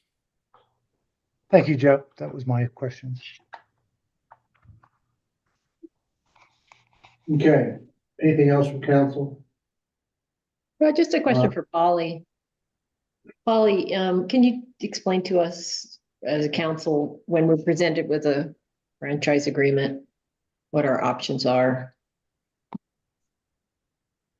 In other words, we can't say no, we can only say yes, but these conditions, what is it for us? Yeah, I'm just trying to pull up, and maybe Joe knows the state code section faster than I'll be able to find it. But there is a section in the code, in the state code, that requires, once you have one franchise, you can't say we like All West, we don't like Comcast. So there has to be that parity. And which, as an aside, we look through our other agreements to make sure that they were consistent. So we're treating both franchisees the same. We And have a third franchisee too, don't we? Utopia came in. Okay. We have three. We have two now. Okay. So, we're required to kind of treat people the same. My review, I didn't do an in-depth review of the other franchises that we have. I was kind of just looking at the main terms, but they were very similar to this one. So I can chime in. I had to look it up myself. I don't usually get that question, but we actually cite to a provision of the Cable Act, which is 47 US 541. A1 says franchising authority may not refuse to award an additional competitive franchise to a cable operator who seeks to enter the market. And the sort of legal standard for that is competitive equity and sort of similar terms. And after reviewing, you're right. I think I might have done a grammar request, or I think Polly might have just emailed it to me. But I reviewed it and compared ours, and Polly did a really good job to her credit of making sure that they were very similar in important competitive respects, and I'm really confident that they really are. Yeah, but they're not in terms of neighborhoods. I mean, we did, like I said, the very first franchise agreement we had, we did get an agreement with that company to cover the entire town, not just to do the places that would be, most immediately lucrative, but then to guarantee, I mean, if you're going to install this, we all want it. And at that point, of course, we were really pretty desperate to have the fiber solution installed in town, because we had such poor alternatives, and it's very much needed. And as Ralph said, I mean, fiber or internet for us, it's like running water and sewer. It's something you can't live without anymore. You don't realize it until it goes out, and you're like, but I can't work. But so it's not similar in that way. I hear what you're saying with that. Absolutely. I'd reiterate the reason that we have that clause in there is because we want to have the flexibility to build to it has much more to do with other communities and the way that we're building to them and our concerns about our grant applications. I have, looked up and down the plan for Hideout, and we are building every single residence in Hideout. We have no intention of skipping anywhere or anybody. But again, I'm going back to our a council member, Jonathan, who, he's been to law school, right? He's practicing attorney until, maybe still is. I don't know, but I mean, we can't hold you to it, right? Because it's not in the four corners. So,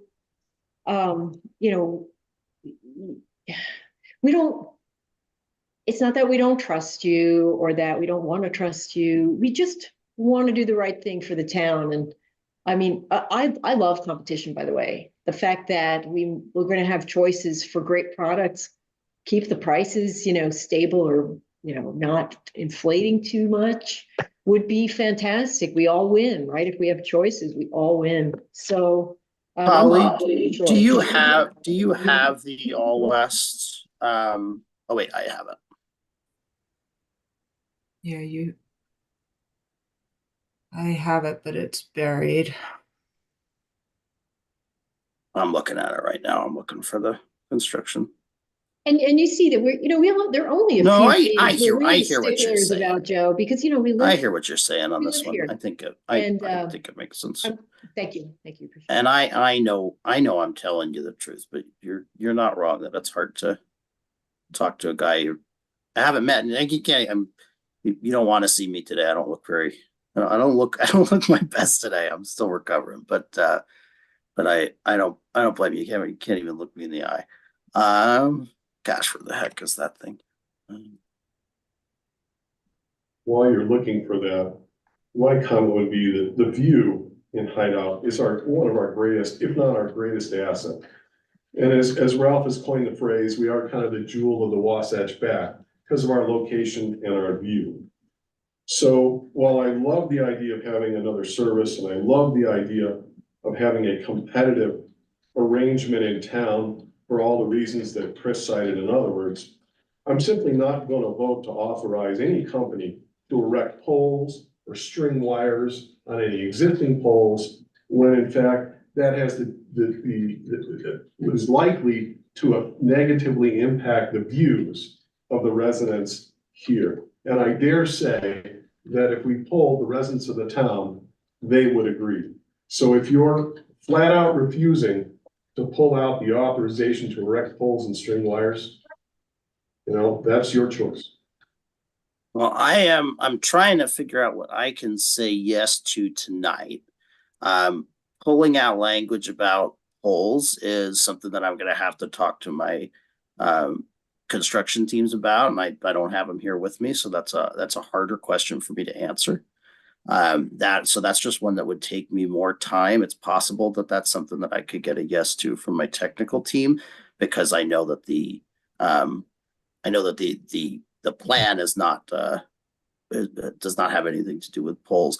But I would just, what I'd say in order to try and get something done tonight, because I'd love, like I said, I'd love to get to yes tonight. What I'd say to that is that if we were to apply for a permit that involved going up on a pole, your permitting authority could simply say, no, we're not doing poles there. We're not adding lines there. And we would say, okay, whatever you want to do. And then we do something else. And we do that. We do that with communities all the time. And your ordinances absolutely supersede our sort of whatever our position or opinion about what the best business decision might be. There are areas of federal law where it doesn't, but then it wouldn't. As I don't need to tell you, that it wouldn't impact us either way, whether it was in this agreement or not. Although I don't think that applies to polls. So here I'd say, we certainly want to protect the look and feel of your community. I generally want to avoid fine tuning this particular provision to that extent, but welcome your community either using the ordinances that you have or passing additional ordinances that limit, any ability that you're concerned about for us to construct on poles, which again is not at all the intent of any of our construction plans. But for a lot of these other reasons, so this is a franchise with a lengthy term, and we want to make sure that it's flexible to unanticipated changes in circumstance, and we want to have a flexible document, and that way we can trust the city to make the right decision for the community, change the ordinances if they need to change the ordinances, rather than trying to come in and amend the franchise, which is a much more difficult proposition. But I want to make a motion that we continue this matter to the next town council meeting to give you an opportunity to consult with whomever you need to consult with to decide whether or not you're willing to remove that clause.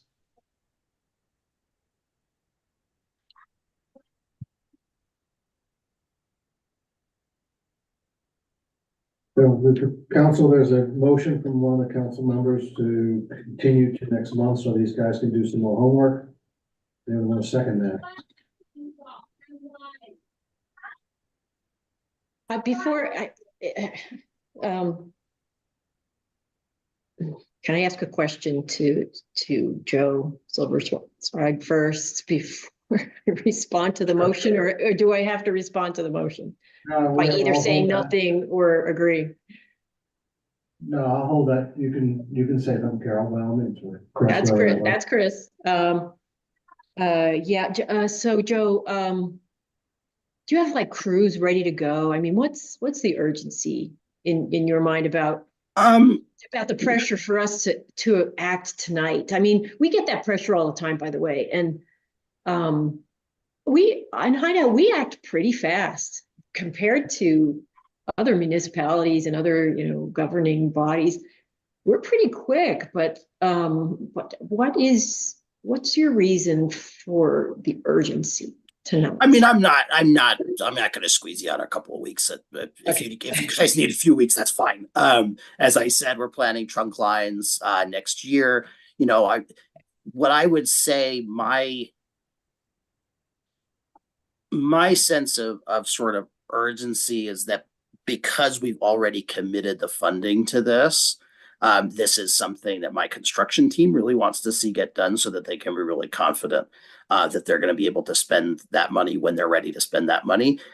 Because we're talking about next year, I don't think a couple of weeks is an issue. And if it were to take a little longer than that, I'd let you know if at some point we got to the point where it was becoming an issue. I'm perfectly comfortable waiting, and I don't want you guys. This is not a one shot deal, and it's not limited supply, not while the offer lasts. Like, we really want to build out Hideout.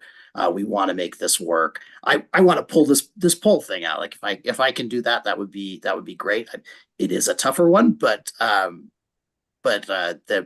think that's I can understand where you're coming from. And you're not the only community who is really concerned about aerial construction, and it's hard to just take our word for it.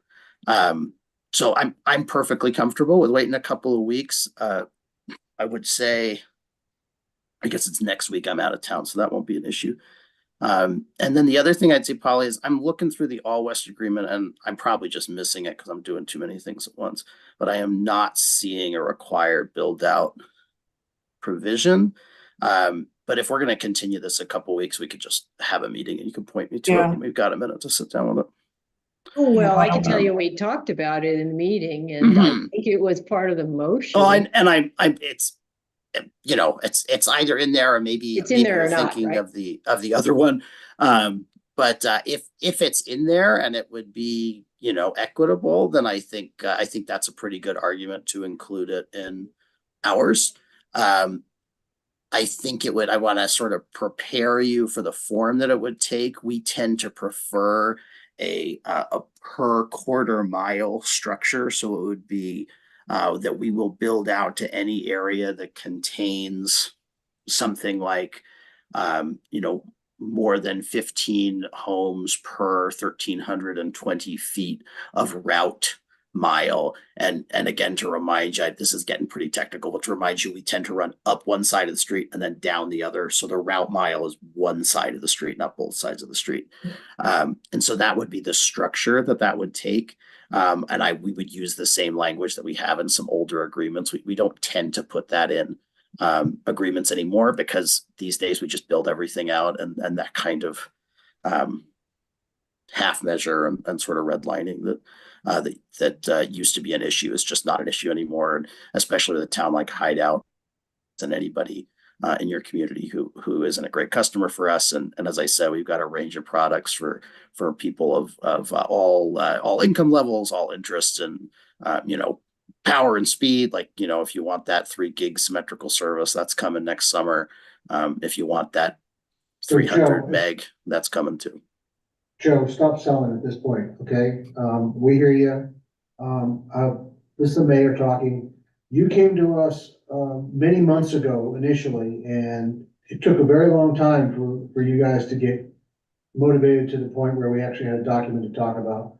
So I don't think it's unrealistic to ask us to accept. No, not at all. Not at all.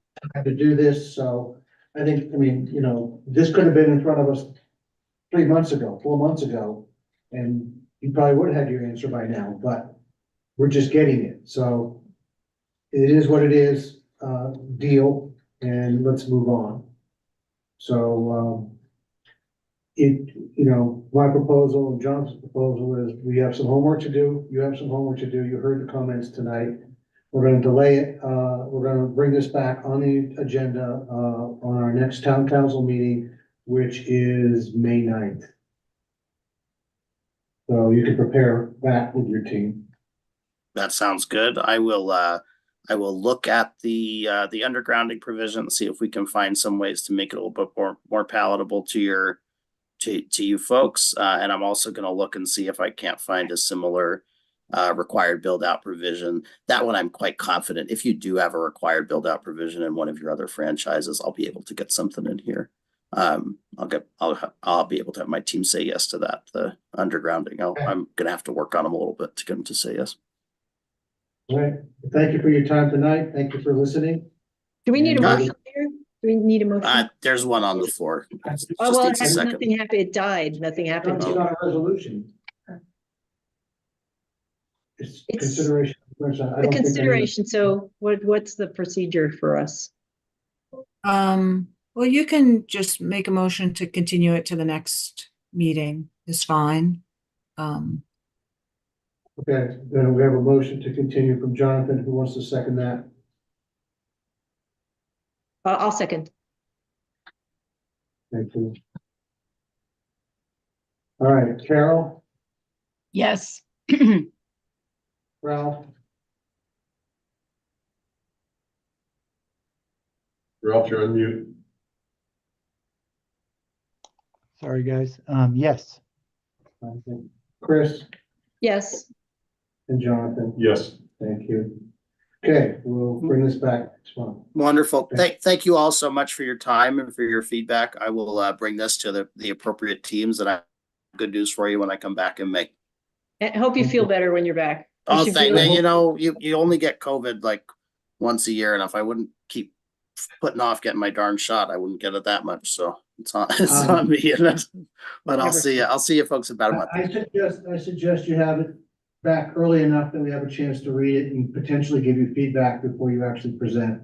Yeah. Oh, definitely. It may be towards the end of next week or into the week after, because we are all doing our team retreat next week. So, but yeah, you'll have plenty of time. I'll set up a meeting with Polly really soon. Okay, thanks. Yeah. Bye-bye.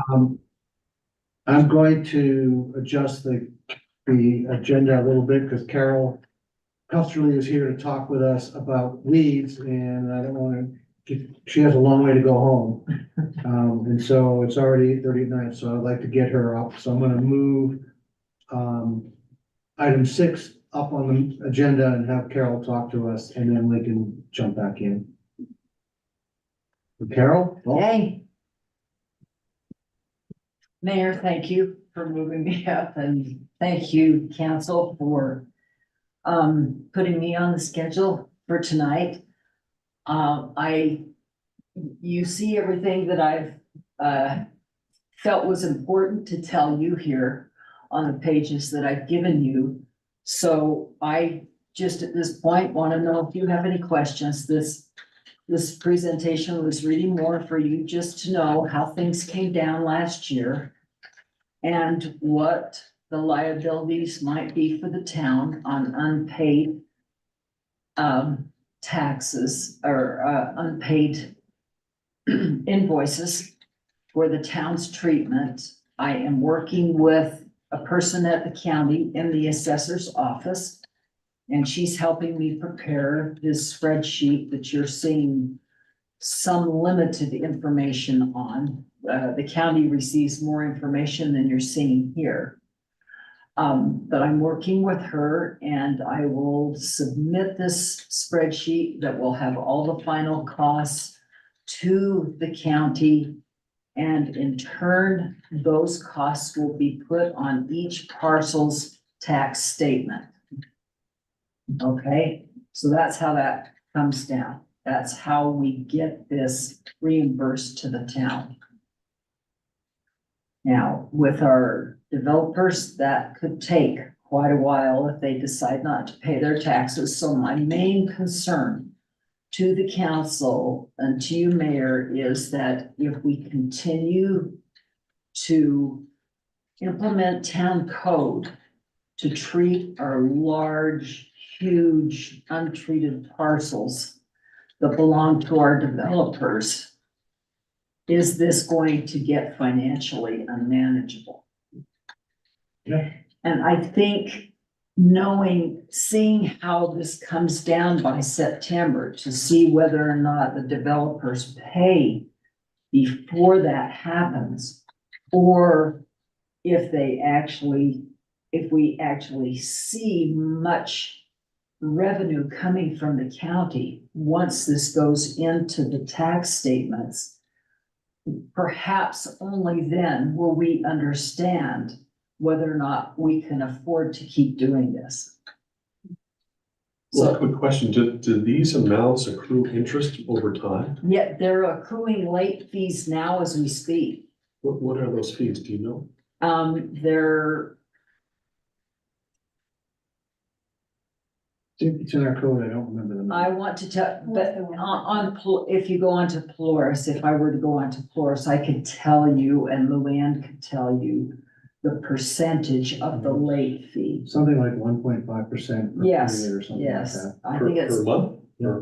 per month. Per month. So we're already ringing up hundreds of dollars in late fees here. I mean, this is a money maker for the town eventually. So, but it may be out there. It may be out there 4 or 5 years. Now, if we treat again this year, if they don't comply and we have to treat again this year, we'll be looking at about the same kind of costs next year again. Okay, so that's something I would like the town council to think about. And I think we all need to think about and maybe communicate about through the season. So you can see that we did a lot of treatment last year and we learned a lot of lessons. I established relationships with a number of the treatment companies that work for the HOAs, which is helping them understand what they need to do. They come up to town hall, I meet with them, we go over the maps, they understand their scope of work better than they have in the past. So that was a good accomplishment from last year from our team. And this next year, we're looking at a lot of the same procedure. I am going to emphasize that reports come from the owners, not from the vendors. I am going to also emphasize that weeds grow all summer and owners are non-compliant if they, for example, treat in June and don't treat again 4 to 6 weeks later. Chances are their properties are non-compliant by then. So this is something that has to be tended over the entire summer, which is why I have asked both of our major treatment companies to have a multi-treatment program. I've had a few people call me and email me about this already, and I have helped them see that this is a win-win situation for the town and for them. It's making compliance easier for them. And it's helping the town, and everyone has thanked me for explaining. We will be sending out our letter on April 22nd, and that will further explain and help people understand the process and how this is helping them. So you see in your paperwork here, the deadlines that we have established for this year, the team we have for this year, and the professional contacts and companies we'll be working with. And I think my goal this year is to work with GCD to do a better job of their weed abatement and to stay in closer touch with them and to work with Glenn so that he knows that when he is not compliant, sooner. So, and I think I have a good understanding with him now. He realized by the end of last year that his method was not robust enough for him to take care of being in compliance. And he and I have had good conversations so that he understands he needs to do that this year. And that's all. Any questions? Hey, Carol, I just want to say thank you. We've come, you and the weed committee have come such a long way from where you started years ago. I would say now's not the time to take your foot off the gas. I mean, I think I feel hopeful that now that you're getting a better understanding with Glenn and GCD, that they're gonna do the right thing this summer. Let's hope so. Right? I think they will now that there's a common understanding of what the right thing is. Can you would you characterize that most lots, single lots and also HOA managed developed areas are staying in good compliance? Would you say that? And that would you generally agree to that? That's true in your reporting. I would agree that the majority are staying in compliance. And then you're able to follow up, or whatever. There can be some pressure on people to get with the program. Right. So it's really the big parcels of undeveloped land that have been disturbed, and in one way or another, and they've all been disturbed. Most of them have been disturbed, but they're not being taken care of, or they're being and the town is having to go in and pay for it. That's really the problem we're facing right now, right? Right. And we're not going to recoup until as long as 5 years after it's on a tax bill, when the property owner finally pays that tax bill. Yeah. So and still the biggest risk to the town is our large developers who have large parcels. You'll notice that about 330 single family homes reported were responsible and reported in, and that of all those single family homes, we only had about 7 who, after they were treated, we treated like 75, 80 homes that didn't comply under both requirements, and we only have about 7 who have not paid their fees. So I think our odds are pretty good on the lots. We're really succeeding on the lots. Well, congratulations. They've all been treated, so. Okay, so the focus. Yeah. So you just keep, I think what you're doing is perfect there, right? You're getting, so that's my thought though. Now is not the time to stop the momentum.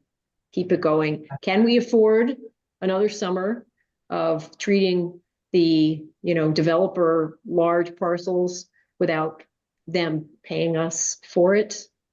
Can we afford that? How much money is that? Roughly. I added up the figures here and, from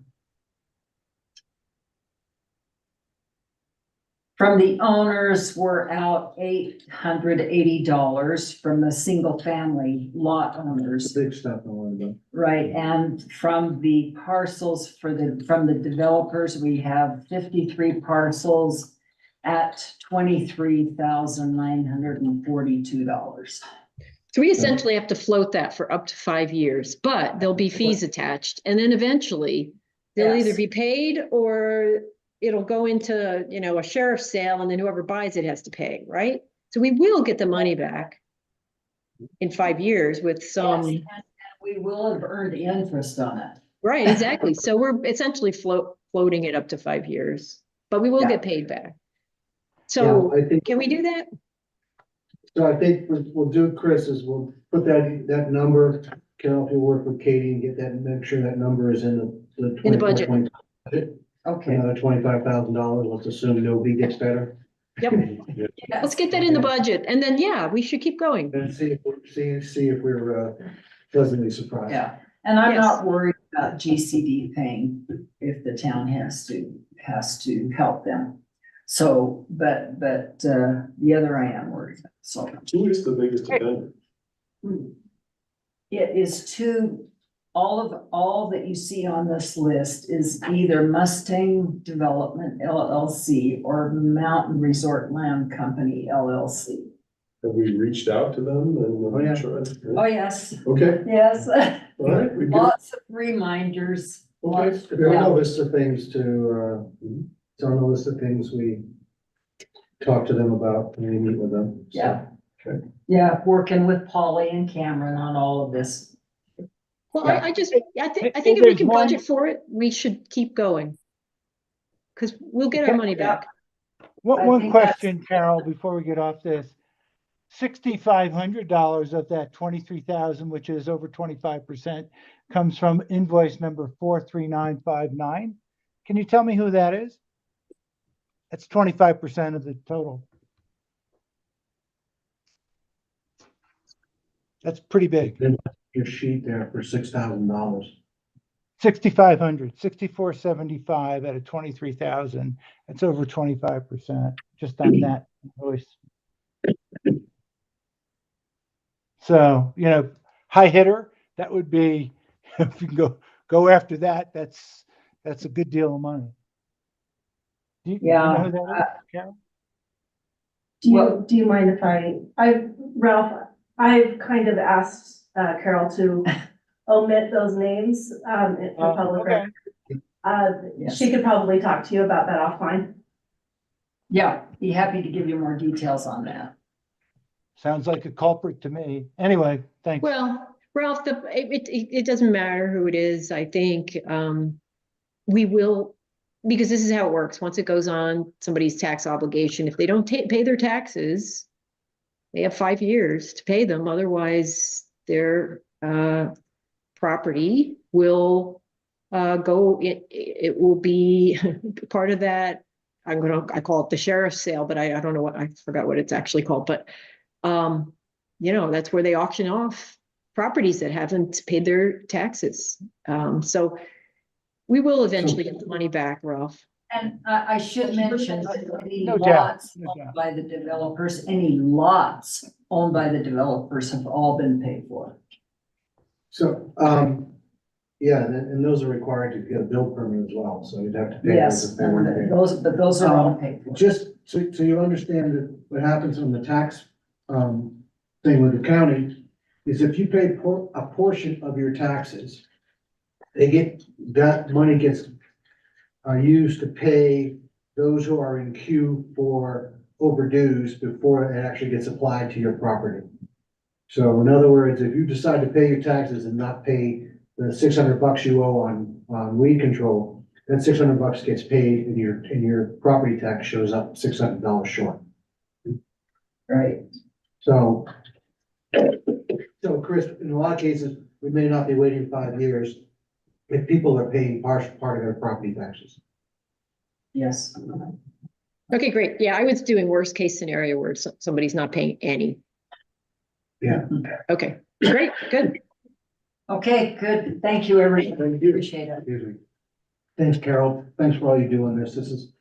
You have come a really long way. And Yeah. thanks to your team for doing all the work to do the work, and we appreciate it. Yeah. We have a lot to cover yet, and it's only 8:50, so we've got 3 more hours. To finish this meeting up today. Speed control, I'm gonna cover in 2 minutes. 2 things that are going on. We have a package out for the spring, summer crack seal, and with that also the striping and the banding that we talked about putting in there, the super wide band saying slow down and so forth. And then Daniel's team has additional new signs as well as new speed signs. They are working to get those powered up and make sure that they're functioning. And then they'll be proposing locations to put those in. I mean, we know where the hot buttons are, both up on the curve, on the Longview side going up from the roundabout towards Rustler, as well as on the shoreline section where we've had the most feedback. So I expect to see those signs going in shortly. They're also replacing the ones that had been temporary that they put in during the winter with the permit. Now that they can get into the ground without having the jackhammer, they'll get those in. So that's where that is. Item 5, this is the annual resolution that we do each and every season to control open flame, and particularly that comes from fireworks.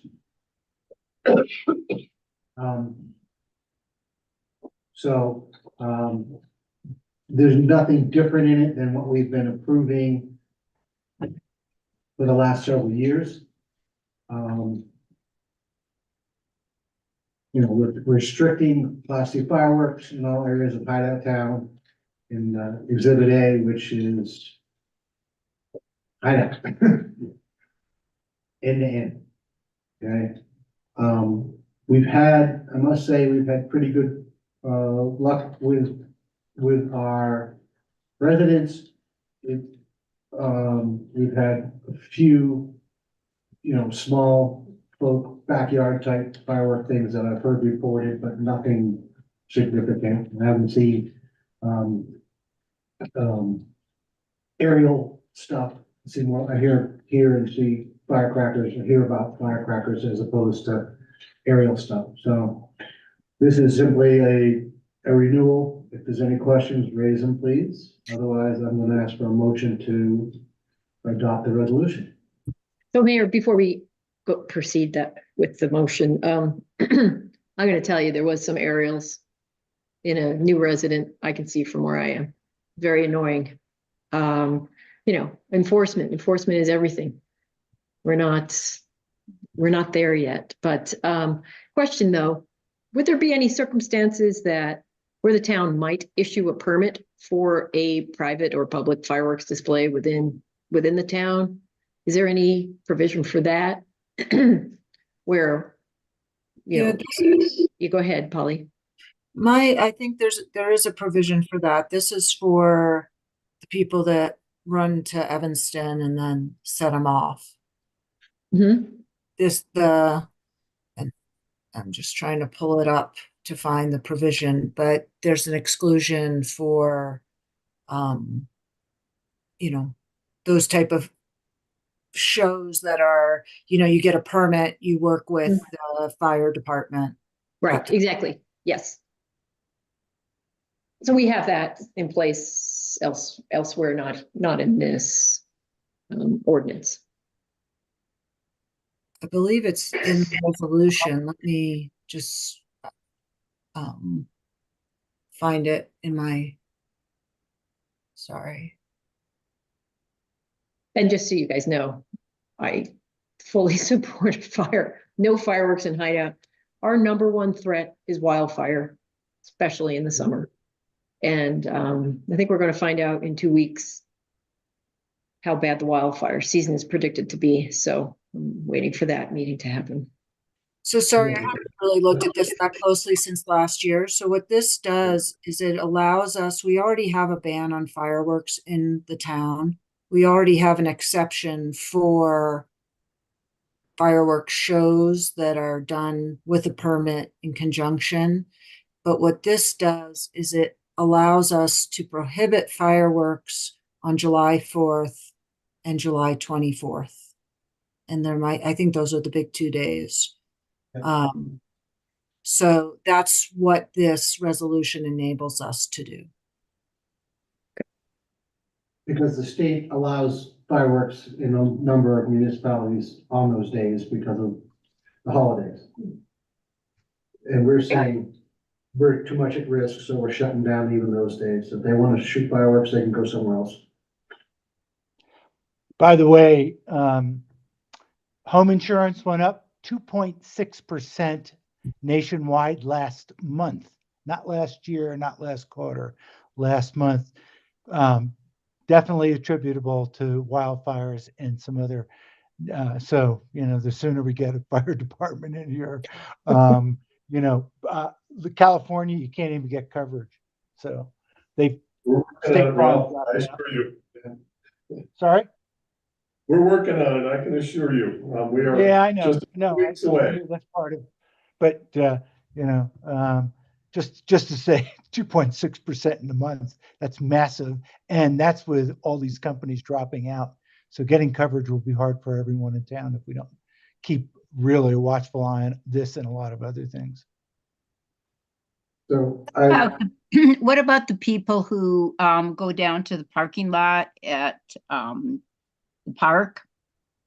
Because I look down there and I can see people doing things. This past year, they had blocked it off, but prior to that, there are people who go down there, but will it be better controlled at Jordanelle State Park, Ross Creek? it's a state park initiative. Carol, the town has no right to tell them how to behave. So, but they typically follow the guidance of the fire district, who is generally quite good about ensuring that everybody in Wasatch County knows that they're banned even on those days without a permit. So, but, we don't have any control on that, Carol. I can't tell you what to do. I don't know, Polly, any thoughts? No, I'd say just work with our partners. I think they also know that it's dangerous and want to preserve the park. So, but we, maybe we can reach out to them and just remind them how important it is to us. Yeah, I don't think they want a fire in the park anymore. We want one in the town. Exactly. For sure. Hey, but we are working closely with the park. When we get to the report out of the committees, you'll see how closely we're working with the state park on a project. So, we've got a good relationship with the park. So if you've got those requests of, hey, how are we going to enforce fireworks over these holidays? What about weed abatement in the park? I think, we can leverage our existing and our current good relationship with the park. We can do it through the post committee if you guys need to, and just let us know what you want us to ask for.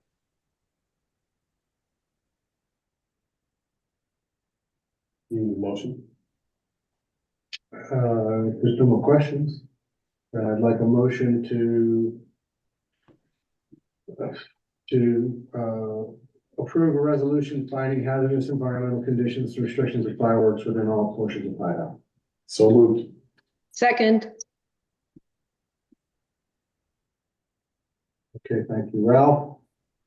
Yes. Carol? Yes. Thank you. Chris? Yes. And Jonathan? Yes. Thank you all for that one. Appreciate it.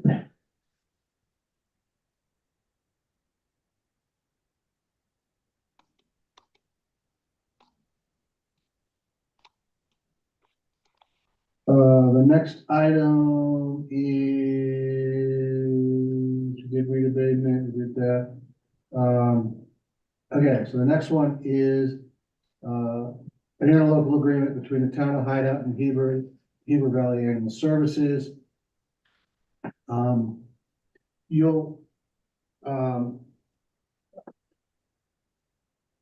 the reason this has come up this year is because, Heber City, which is where the, HVAS resides, has been actually doing the work, although it used to be under the county. So the decision was made in Wasatch County and between Wasatch County and Heber City, that Heber City would actually be doing this now. The agreements would be with Heber City and not Wasatch County. So we have an MOU that we had with the county. Now it's moving to Heber City. These are the elements of the county and the municipalities that are paying into the animal control. As you know, we pay extra for animal control in the town of Hideout versus the, just the standard, response. And so, and we have a very dog heavy, community, and we have had a number of incidents. One fairly recently, in the Russell area, which resulted in both a citation for both the town and the county, or Heber City, animal control for not controlling their dogs and a dog causing injury to other dogs and persons. So that's become a criminal activity right now. So we do use the animal control folks to help us with this. So here's the background. As I said, I haven't had them. So we had an MOU, but not an interlocal agreement. City does the county. They want to try and be more robust in the agreements. So that's what this is all about.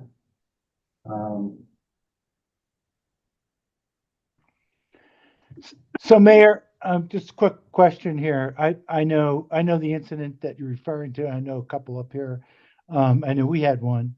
Will we get, these, so the county's done a good job. Will we get the same level of service? What's your expectation on, how this is going to transpire? Nothing's changing other than the legal entity arrangement. So they'll respond in the same sense. Am I hearing this correctly? That they've been responding to previously. Yeah. They're just moving to a different named organization that's under Heber City. Is that what I'm hearing? Yeah, the same name under Heber City. It used to be under the county sheriff. Yeah. Sheriff Rigby people were doing that, and now it's being, I guess, it's being managed from Heber City. So the sheriff's people will still come out because the Heber City police won't come out, but Gotcha. but it's being managed this way. So and the other thing they're doing is they're looking for a 5-year contract. So once we're in, but we've been in for the last several years. So, and it's being used a lot. You can see that, it's a percentage of population. We pay just under 3% of the total cost of the service. Only Interlochen is less, but they're smaller, significantly smaller community. Well, population-based pricing actually works in our favor. So that's not a bad thing. Just hoping we get same level of service, because you're absolutely right. we- Your first comments were right on, so. Ralph, to your point, with a 24-month termination notice, if we're not getting the kind of service we want, we're stuck with it for 2 years. Polly, is there any chance we could shift that to something a little more reasonable? This is what's being shared with all the communities. It's just the reality of it. And where else are we going to get animal control? I Yeah, don't think we want to do it ourselves. So, I think they need this stability as well. So that's part of it. It is long. Yeah, they need to know that they can keep doing what they're doing. So if it's underachieving, we have the right to go, raise holy heck. And let them know that it's not, we're not getting our money's worth, and if you're not gonna do that, we're gonna go fight it. 2 years from now. No, I mean, we'll say it doesn't matter. I mean, there's an expectation of service that goes with the contract. Plus, there's a board that steers it. It's not, they don't just get to tell us. I've been sitting on it. If you notice in there, it's gonna go, we're Interlochen and Hideout are alternate members. But that doesn't mean we don't get to participate in the meetings or anything else. It just means that the bigger spenders get to sway the service. So. Hey, Mayor, do we have any stats on how many things they responded to in Hideouts? Alicia, I thought you published them every month. There's a bar graph showing service by town in the materials we receive. I've just been filing those reports. I didn't realize I was supposed to publish them. Oh, well, please share them with the council. I will. We get a monthly report, Ralph, with all the calls and all the information. I thought Alicia was sharing them, but she's just documenting them. So we will get you that information, but yeah, we get one every month. Yeah. Well, I'm not going anyplace on this. I think we need all the data. Yeah, So. but it'd be nice to know. It would be nice to get a summary every. Yeah, we have it every quarter, or something, because we do see we're I've certainly been part of being experienced, and I know the person who, just experiences other issues. So, okay. So, and then this also allows us to budget, on the, and we have. Right there's the bar graph I was referring to. Ralph, does this answer your question? A portion of it. Well, is that Hideout? Is that Hideouts? Hideout is the medium yellow. With that little bar there? This little bar, we have. Yeah, so we really are 2.93%.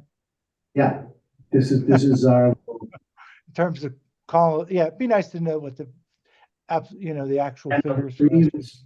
Tinier one is Interlochen, but yeah. But you can see calls are increasing. Our bar has gotten bigger because we didn't belong back in, we were in 2018, we weren't in. So. Right. But they're 53% over 5 years of calls. So, it's becoming an issue. You got 1,500 call for service versus 1,000 5 years ago. And that's just, it's all growth. So.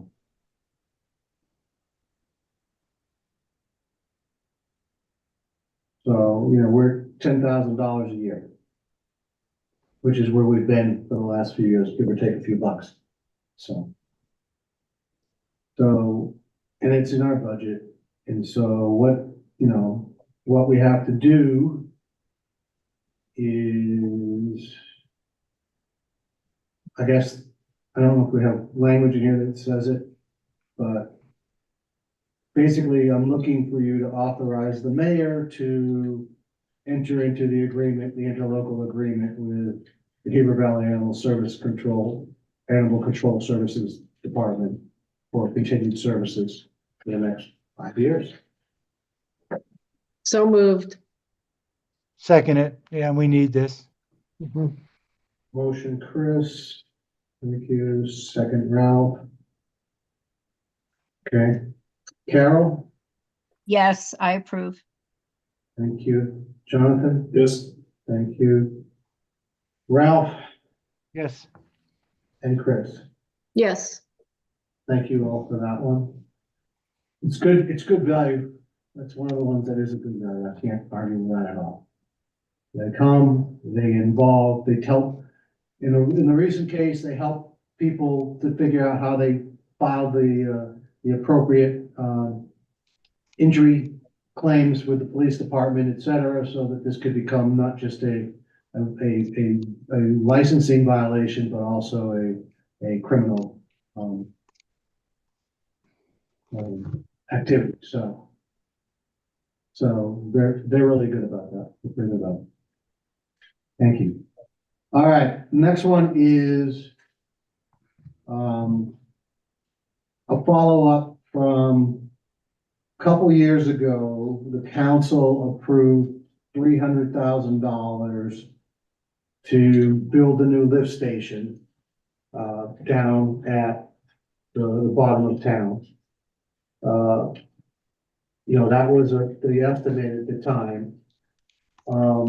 As that got built between both the agreement was a 70-30 split, but the agreement was against that would have made us 300,000. The cost went up. And additionally, there were some change orders and some ads we put in to make the system more robust. So the delta is roughly $100,000. I approve the changes to ensure that we have a long-term, long-term solution for the waste movement for the town. I'm disappointed by the amount of the overrun. We do have the funds in the water fund, or the official name of that fund. But, so it's not, we have the budget and the funds that are available to cover it, but I can't can't write a check for $100,000 without your approval. So the things we did, that drove the cost up, we added it was a 2-pump original, we added a 3rd pump, which means that, because at some point it's gonna take two pumps to drive the volume, through the system. And if one pump went down, then we would be, having to, if it wasn't a quick fix, we'd be having to restrict, waste flows through the town, which becomes almost impossible. You have to ask people to stop using water, showering and that kind of stuff while you get that done.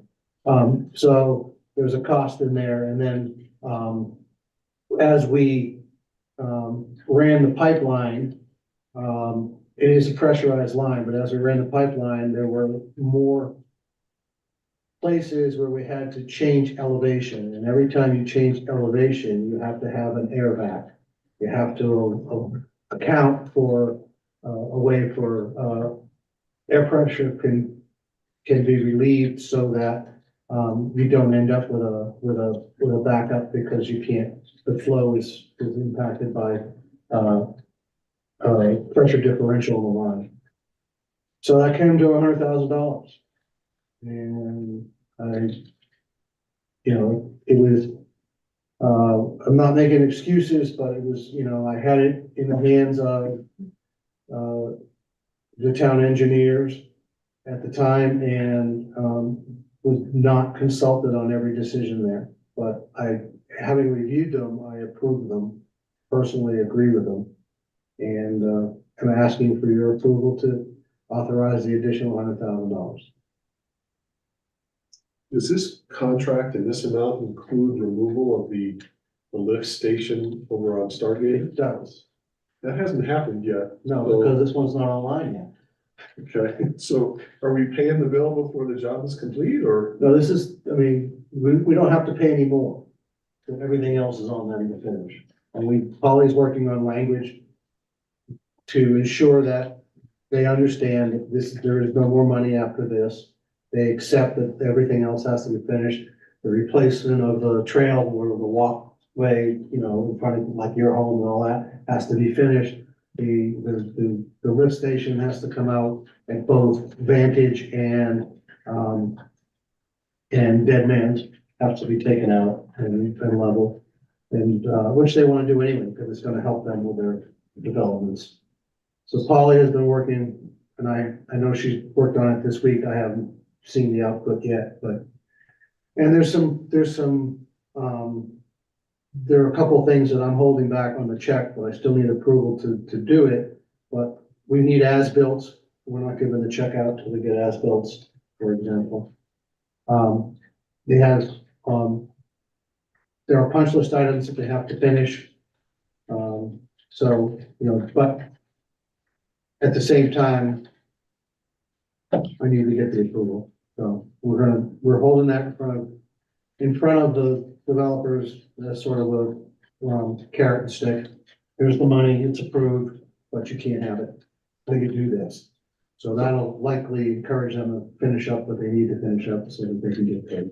So full disclosure, that lift station that I referenced is right behind my house and I have to smell it. So I have a personal interest in the outcome of this and I want to put that on the table and because the outcome of this indirectly benefits me, I probably have to disqualify myself from the vote. But having said that, I would like to see the money delayed until they finish the entire job. Because this has been 4 years in the running that I know about. I'm not sure I can do that since we basically told them to go ahead. So I can use it as carrot and stick, but I don't think we can. Polly, I need your opinion on that. Yeah, I was gonna say I think it's not like, I don't think we waived any warranty or, completion type bond. I mean, normally there's a requirement, right, that they finish it. Is it considered like infrastructure? I don't see one of our engineers online, but, we'll do whatever we can to hold this over them to get them to, at least this portion of the job. I don't think we could hold up the money if it had to do with another part of the job. It'd have to deal with the pump station. Can you pay this in tranches based upon milestones on the job? I mean, this work that you're seeing here is complete. Right, the whole project isn't complete, but the work that Sunrock did for this work is complete. So I can't see how I can really hold it back. Gotcha. Okay. Without, It makes a lot of sense. without hurting our relationship with them. Yeah. Well, it's not fair. And we don't want Jonathan to suffer, so no, only kidding. Well, it's not that, it's, guys, this is, we talked, you've seen a note from our last meeting where we just went through several years of legal with a resident who had significant issues with the waste system, and, this is part of the remedy. So I think, I don't know how this is written, I have to look at the top to see what the language is on this, but. And Polly, you're negotiating some protective elements around this. So what we won't give them the money until they sign something where they acknowledge that there can be no more increases to the cost. So we're putting a cap on the completion. Yeah. Right. And then also we're holding, we need the as-built, as the mayor said, there are certain things, so we're going to hold whatever we can over their head to make sure things are done. But we did commit to this money, so.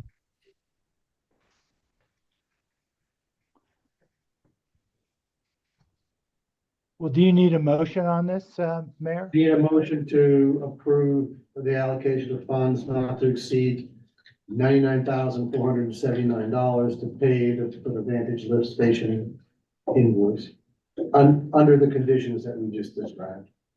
Yeah, I'll make a motion because obviously we have to move ahead with this under those conditions that you're going to incorporate into this agreement. So. Thank you, Ralph. Anyone want to second that? I'll second. Thank you, Carol. Okay, let's test the waters. Chris? Yes. Thank you. Jonathan, are you going to abstain or? I think I have to abstain because I indirectly benefit and I don't want No, to get into any conflicts. Okay, we'll put you down as an abstention. Carol Yes. and Ralph, Yes. thank you. Okay. Next item has to do with code enforcement, which you guys asked for more details last time. I know Cameron and Holly, you've been working on it, but I don't know what we have to present. Do we have something to present or?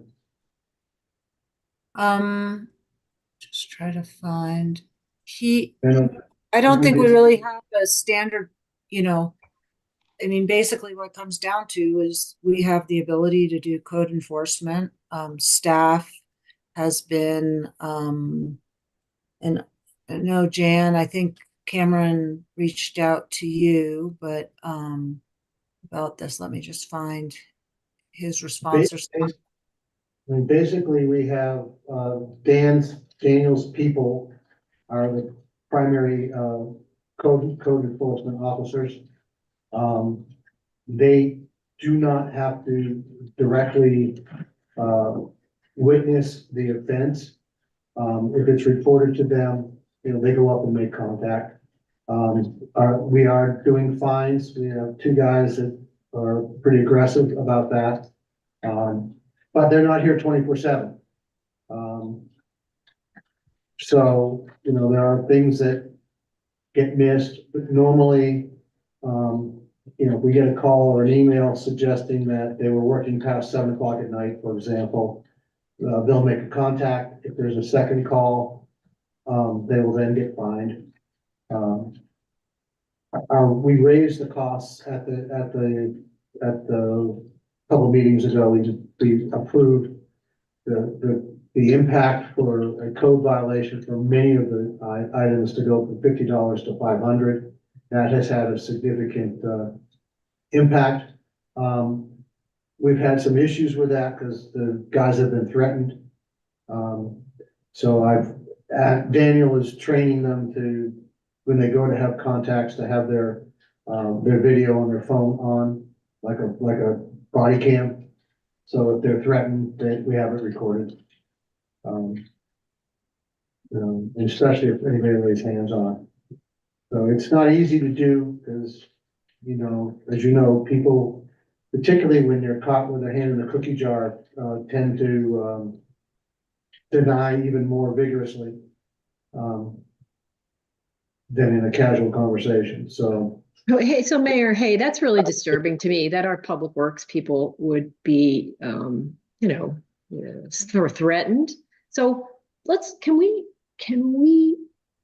maybe table number 9, bring it up in the next meeting, come prepared with who the code enforcement officers are, maybe give us a little statistics on what's happened the last couple months or ever since you raised we raised, and then talk about when it's the right time to call in the sheriff's department, who we have a contract with, to come in, because I do not like hearing that our public works people are putting themselves in harm's way when in fact we should, in some circumstances, just be calling the sheriff's department.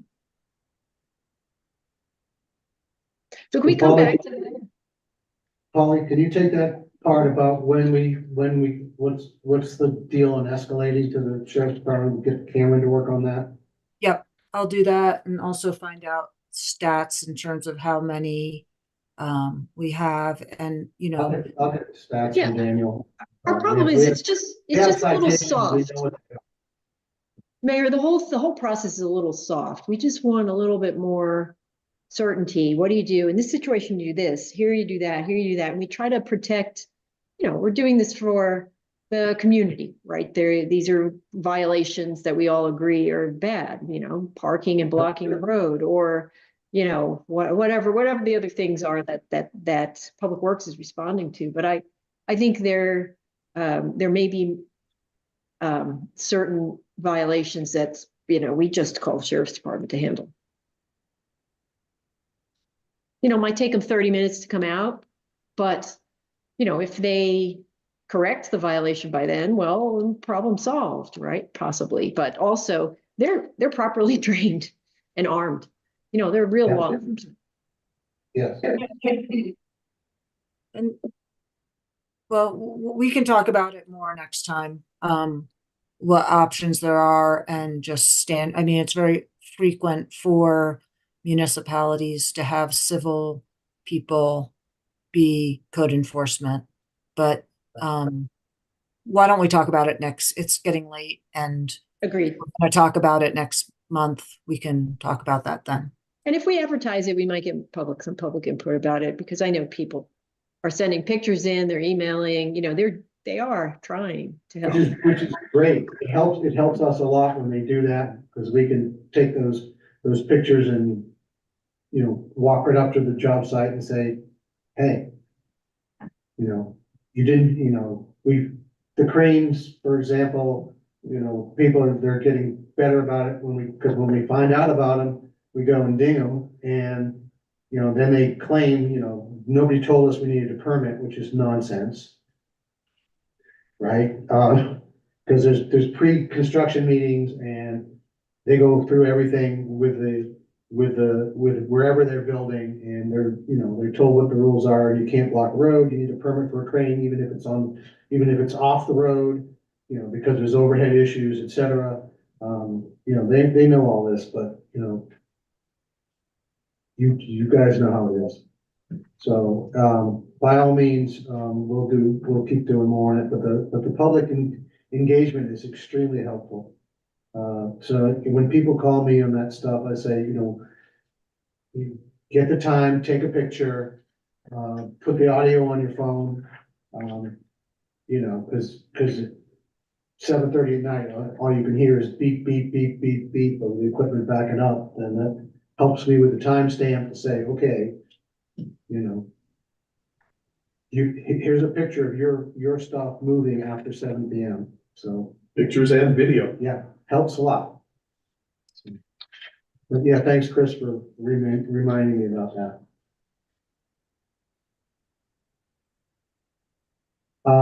Item 10. Polly, I don't think we're ready for that, right? Our intention is to put it on next month. That's correct, and I have it together, but I didn't get it in a timely enough manner. So I will share the staff report and with the council, and then that way, if you have any feedback, we can talk about it one-on-one, but then have a robust discussion at the next meeting. Okay. Item 11. Okay, I didn't think are all of these in here? Jan, is that what, or Alicia, all the submittals are in here? They should be. Okay, I'm not gonna go through them individually. So at the last meeting, we talked about, getting some professional, public relations folks involved to help us, get the message out on a couple of things. One being, to get a strategic plan to help get public input for us to put a strategic plan together for the town of Hideout. Which is building, on some of the work that the EDC shared with us earlier tonight, but taking it a step further and getting, a fairly large, survey, for lack of better terminology, of public input on, what, people want to see, how we can work on shared priorities, see if we can, put that together into that strat plan so we can leverage investment from both local governments, state, federal. Intent is to identify town needs, actions necessary to address those needs, and the organizations with the ability to lead those actions. That's part one. And then the other thing is that we're considering, with the budget coming up, and then another consideration, as I mentioned earlier, in which is likely to result in a requirement for an increased property tax increase, and we want to make sure that the community as well understands what's driving those increases, and understands it's not because we're being wasteful with funds, it's because have work to do that requires those investments. So Jan led a small team with to get 3 inputs. I'll let her talk about that in just a second, and then Carol, Hazelton, and myself and Jan met, and we have a recommendation for who we think we should want to work with. So Jan, I'll get out of your way. Are there documents I should look at after those proposals for us to review? I did a quick summary of our analysis. Is that in the package? I'm sorry. It is, it's at the end.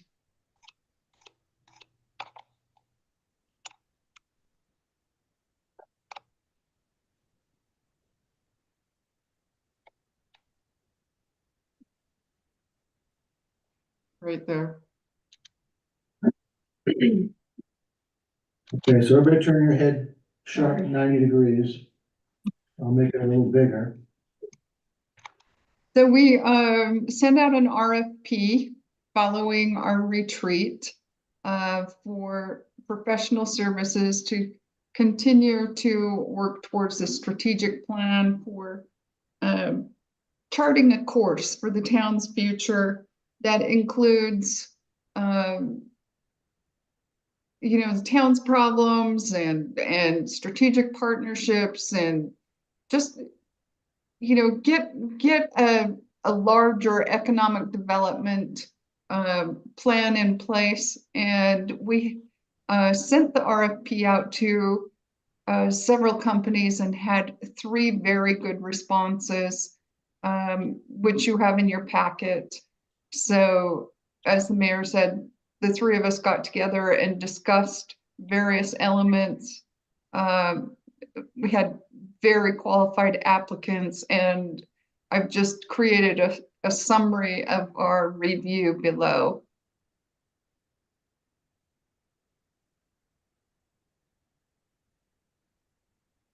So, we've been working with X Factor. We use them at the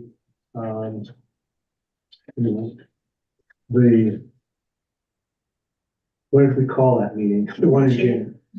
But the retreat, they're also working with us on the fire station.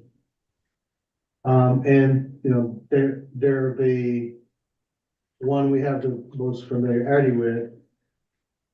On the other hand, we felt that Jacques and Associates were the best qualified, especially with the municipal communications, the work they've done for other cities, et cetera.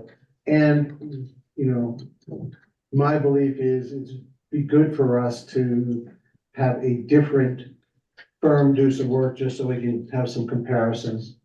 Otherwise we get sort of, what's the right word? Tunnel in only looking at X Factor. So I think it'd be good to see what other people can do for us. It is a lot of money. But we said that the number one thing coming out of the retreat was getting a strat plan together and using that as the basis for everything else that we want to do going forward. We haven't done an update to our general plan since we did it early on in my first administration. So and we think it's time, it's appropriate for the things we said we want to accomplish, and how it'll help us with our work. Budget wise, we'll be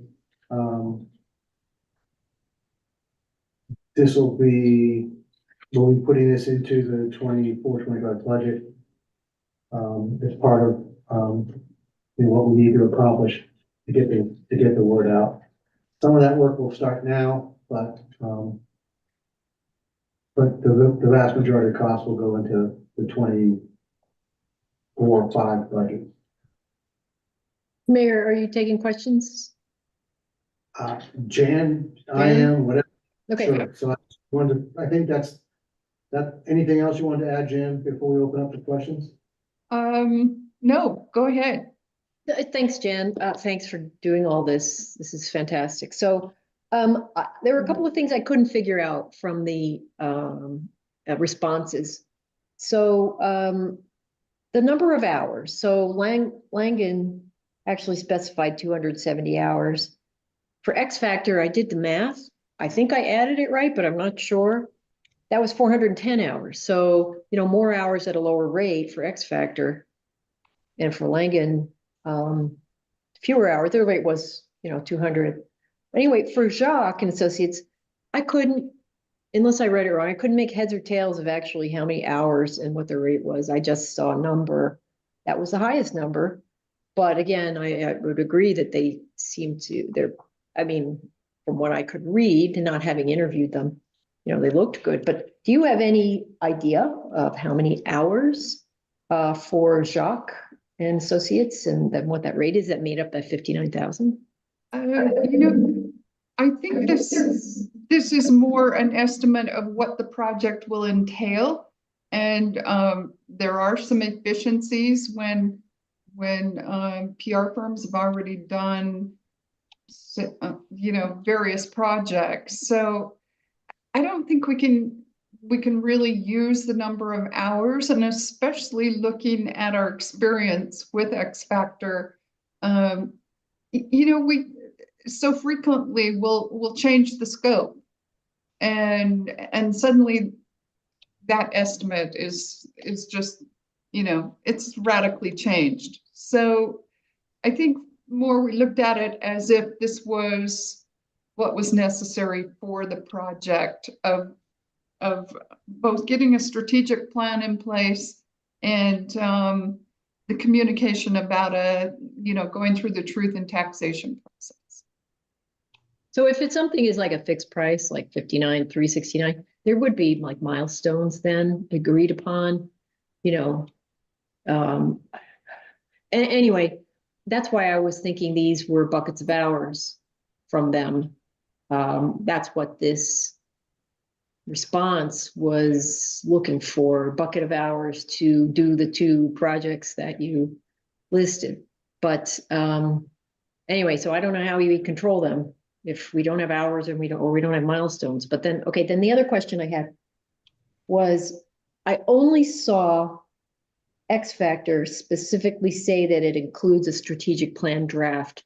Are the others giving us a strategic plan draft? Yes. And so the RF, sorry, go ahead. Does it say that? I mean, or did you get that understanding from interviewing them? Yes. So let me just share my screen with what we asked for in the RFP. I think that will help. Let's see.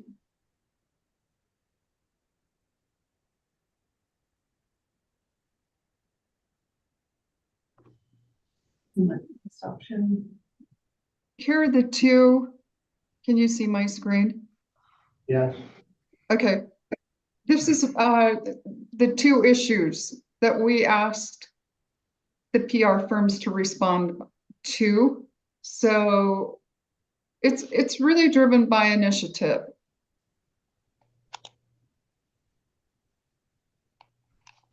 But I do think that Chris is right, that we do need to specify the milestone documents more clearly what our expectations are if it comes from spending, $55,000 or $60,000.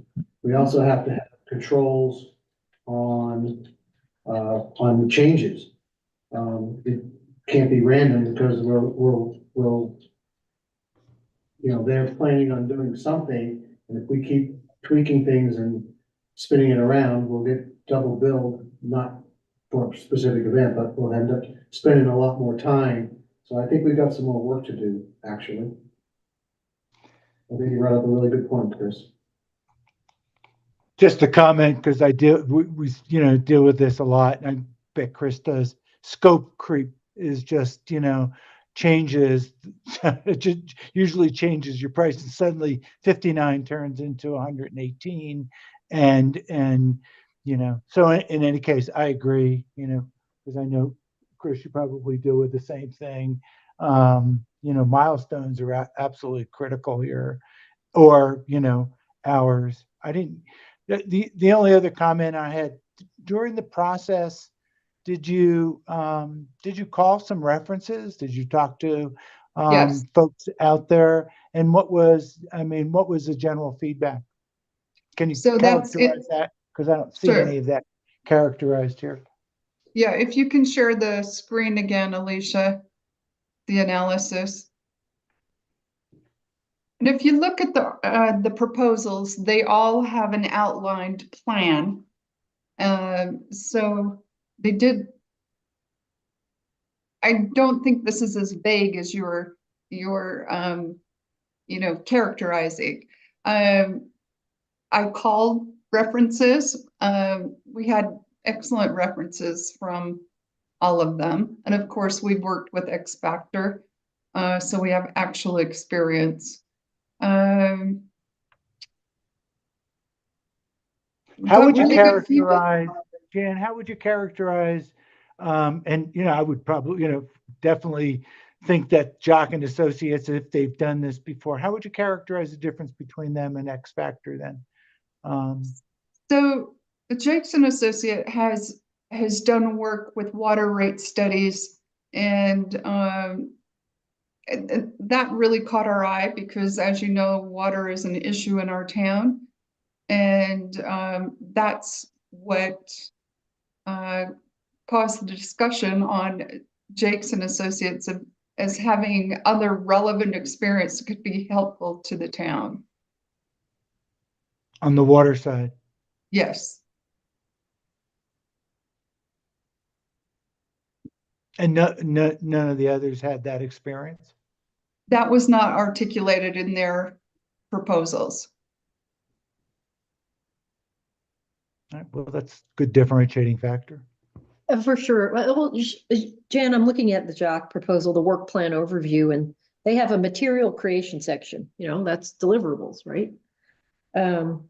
So communication channel material, town newsletter, email, social media, blah, blah, to inform residents about the strategic plan and tax proposal, and crafting messaging that clearly communicates the need for projects and the benefits. I don't see anything there about an actual strategic plan. I mean, it felt like they would handle all the communications, but from their proposal, it felt like it was on our shoulders to put the plan together and draft it. So, that's where I was going with that. And I do like the idea of, stretching our legs and maybe going with somebody else who has experience in areas that we know we will need help with. So I'm good about being open, to bring in another partner that we haven't worked with before, but I just want to be clear that we're comparing apples to apples between the three. I mean, on the surface, they look like we are, but I don't think when you look into the details that we are exactly apples to apples. Yeah, I think we have a list of deliverables that all of them address. Absolutely. So bear in mind, if we ask for additional information, we may miss the opportunity to carry the truth in taxation because we have to begin that conversation at our next meeting. So we probably would. We've done truth in taxation without PR before. I mean, I'm sorry, but the council members are bringing up some pretty good points, and I'm disappointed in myself for not being more focused on this piece of work that we did. So that's on me. But I do think we need to go back and get the deliverables articulated that we want to see based on what we read in the plans, and then have them confirm that all those deliverables be met for the fee structure they presented. And if that causes them to have to make a change, then we'll know that we missed something. Yeah, we might find out that they're much more expensive, right? Because I'm actually on the next page of Shock, and they actually say deliverables. There is no mention of a plan, but it might then suddenly become a lot more expensive because that plan, that costs money because it takes time. Yeah. Yeah, and there's also a range. If you look on page 201, they have their 8 individuals that they identify here in a generalized category at the end, roughly from 120 to 215. So about a 75% increase. It'd be nice to know who are, like I think in the other proposals, there was a little bit more definition on who is participating. So if we go this way, I mean, are we getting, it almost sounds like, we would be getting, we would be getting higher priced to 3 higher priced people based upon if we reverse engineer the numbers, so to speak. But it'd be nice to know who is going to be the mastermind, and are they going to give us a minimum number of hours? I think that would help, gauge how likely successful this would be as well. Just from your standpoint, Jan. So because we do want good people, but you don't want them doing the work that the $120 person can have. So I'm assuming they know their own business, but maybe a little bit more information on that would be helpful. And the milestones, one way or another, we should get that.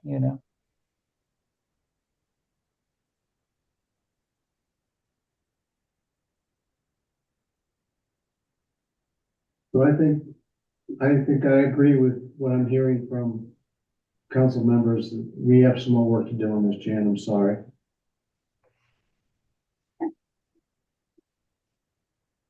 I just can't see myself asking these guys to approve it with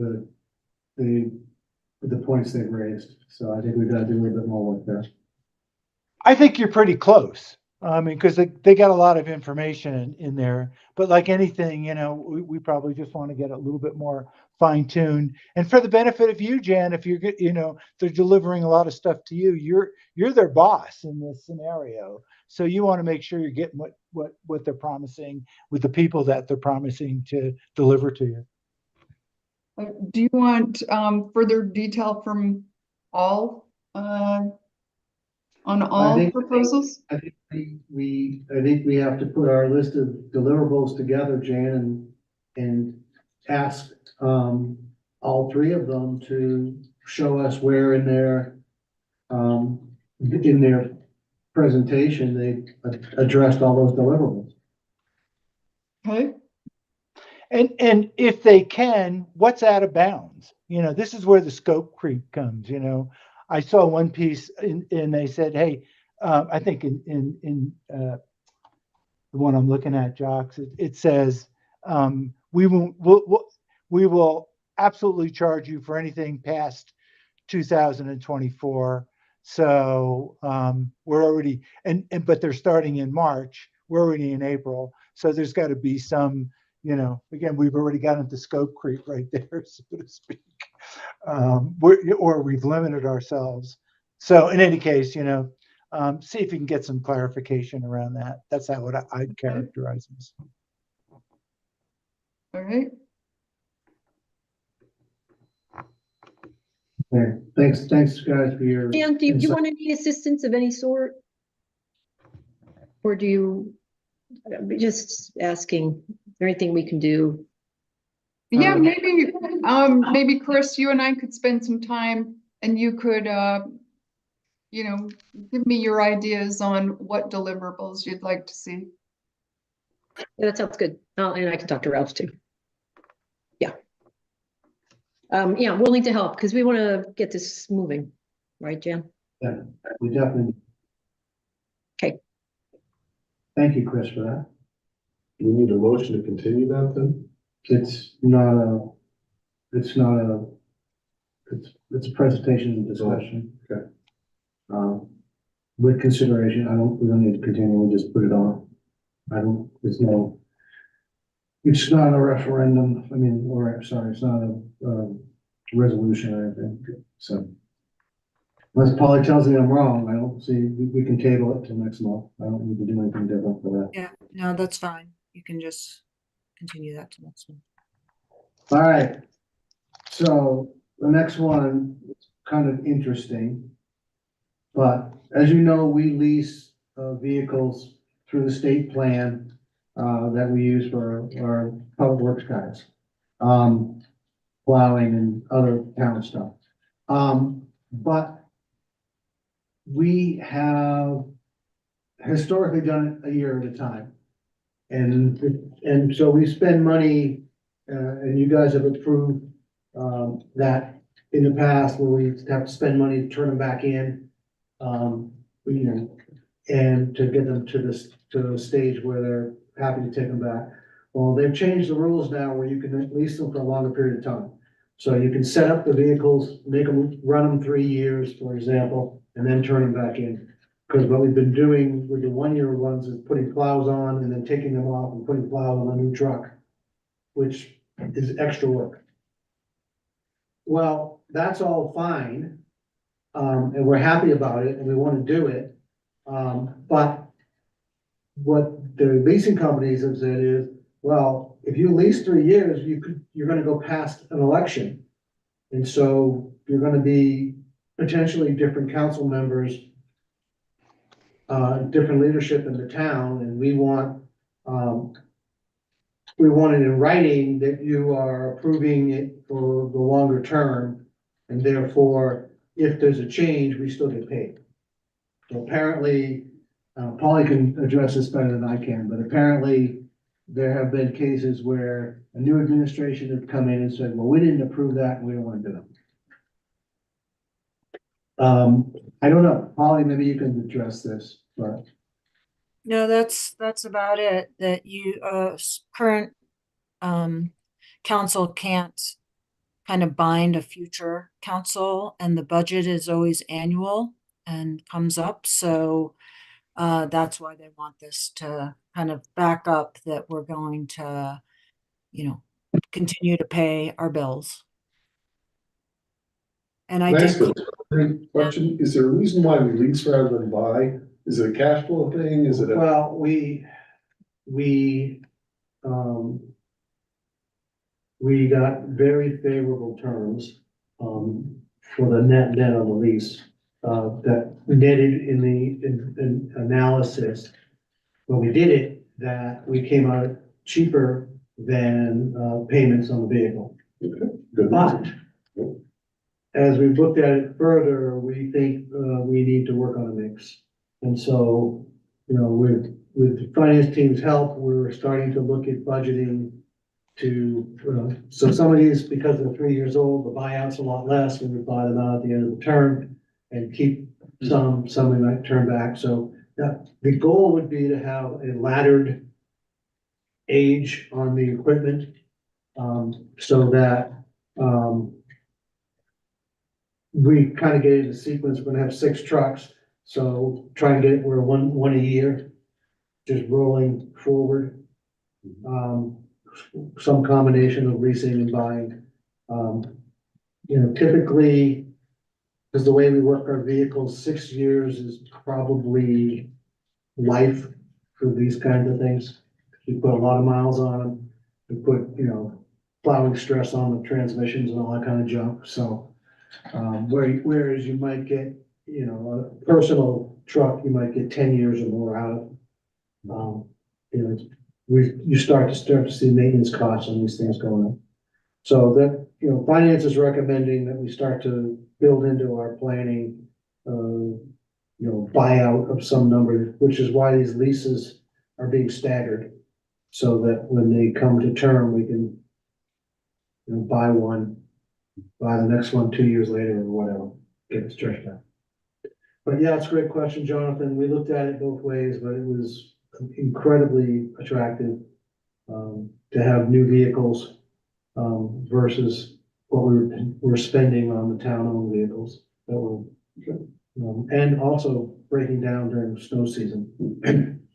The guys were doing a lot of work, so in the middle of winter when they need to be plowed instead of fixing trucks. So that's what this is Sorry. about.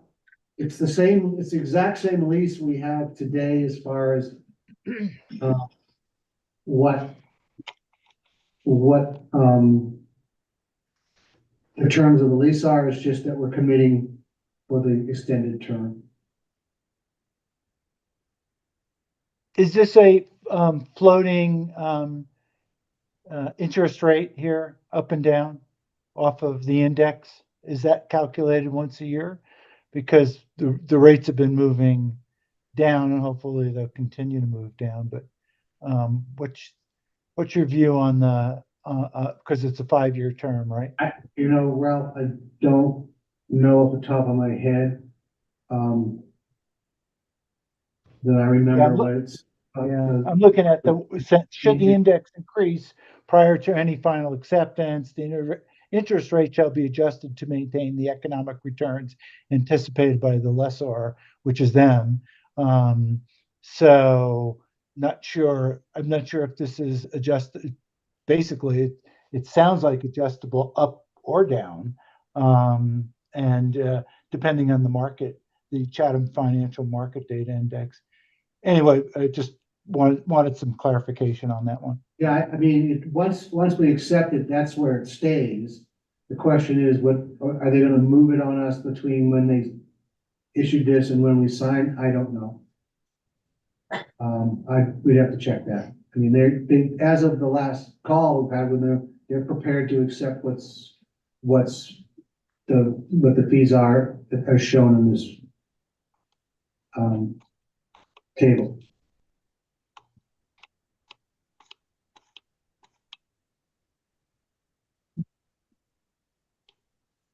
But I can confirm that now.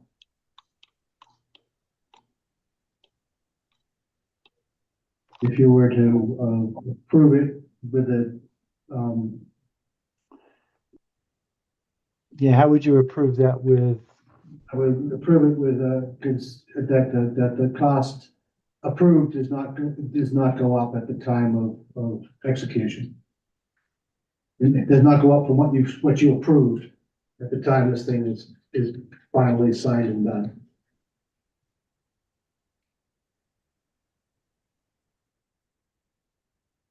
Some words like that. Basically, not to exceed what you're seeing here.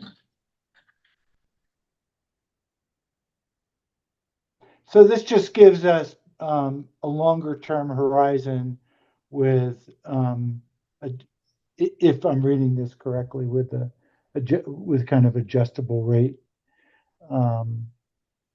It gives us Will this save us?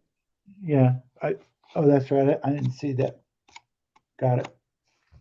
Gives us a longer term horizon, which reduces the number of changeover, the cost associated with changeover versus the annual, which will save us some money because it costs, several $1,000s to put the plows on and take them off every year and clean up the trucks and all that kind of stuff. Potential for slightly higher cost at the end of 3 years because they'll be more worn, but it also reduces the buyout cost. And, you know, being the owner of, a 3,500 truck, I can tell you that, you know, an $80,000 price is a pretty good price, given what I paid for mine. But the market's going for these trucks. The state gets a good rate on these. And so, you know, appropriately, some will turn back in and some will buy. But it should be net less money than the annual hassle that we go through.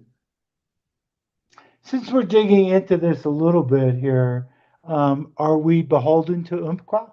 They're a great bank, there's no doubt, but you know, how was that negotiated?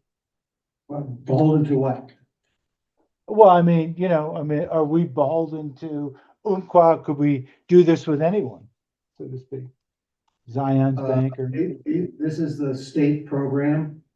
So Okay. we're beholden to the state program. And they, you know, the state has chosen to do business with Umpqua.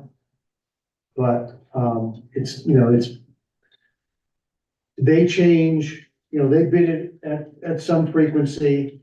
2 years ago, it was Fords. You know, now they're doing Rams.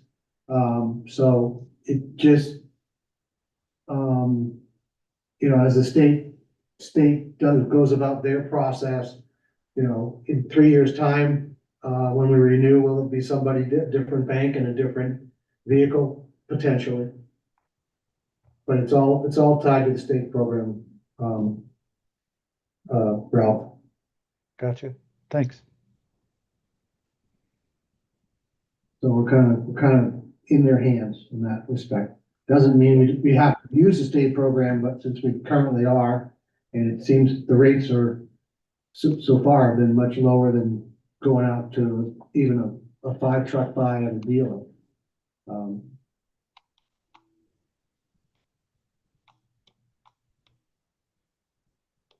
We've been using it successfully. So as a result, there's a resolution. Polly has reviewed this. Yes, Polly, and as far as the legal language goes, you had no issues with what's in the resolution, right? Yes, that's correct. And I also did double check with both the people from the bank and our kind of liaison, and all the terms are the same. Thank you. So Polly, are you saying that these terms here of the authorizing resolution, this is what is standard across, if it's a state, obviously other towns are picking up on this. Am I reading that correctly? Right. So what you know, these are vetted through the state procurement office, and they make anyone, we don't have to go through an RFP or any procurement process when we go through the state process, because the state does that for us. And this appeared to be very standard language. I mean, I had to change it to make it specific to Hideout, but it was, it's their standard language. Yeah, you know, lots of people take advantage of the state program, not just us, so. Yeah. That's how they can do what they do. So basically, this is, you know, covering them, as Polly mentioned, from, you know, because we can't, they need to know that it's you know, that they're gonna get paid, even though there's likely to be new, people in the town leadership in 3 years' time.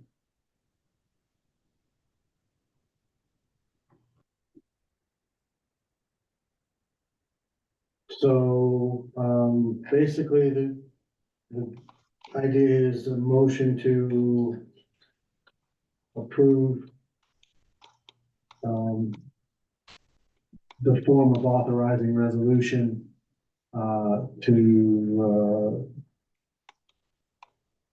authorizing the execution and delivery of municipal lease purchase agreement with respect to acquisition, financing, leasing of certain equipment for the public benefit, et cetera. So moved. Thank you, Chris. Yeah, I'll second it. Thank you, Ralph. Okay, Jonathan, Yes. Carol, Yes. thank you, Carol. Ralph Yes. and Chris. Yes. Thank you all. There is one more item on the agenda, but in talking with Polly, you know, we are making some commitments on this fire station kickoff and all, and which we fully expect to be able to collect in the fundraising campaign to offset the cost. But the idea, question came up is whether that was done through some sort of resolution or whatever, and Polly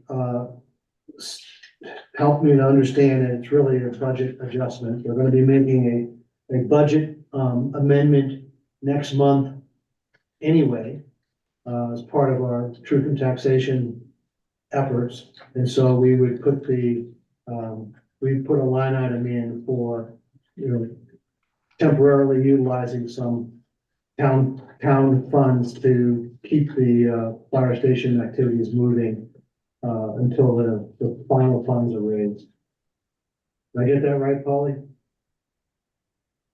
Yes, that's exactly right. So when we reconcile the budget in June, we'll be having a public hearing as part of that. And at that time, we can also adjust the budget to include the fire station. If we haven't Costs. raised the funds by then. Right. Anything we have to pay out. Yeah. So that'll be handled that way and not here tonight.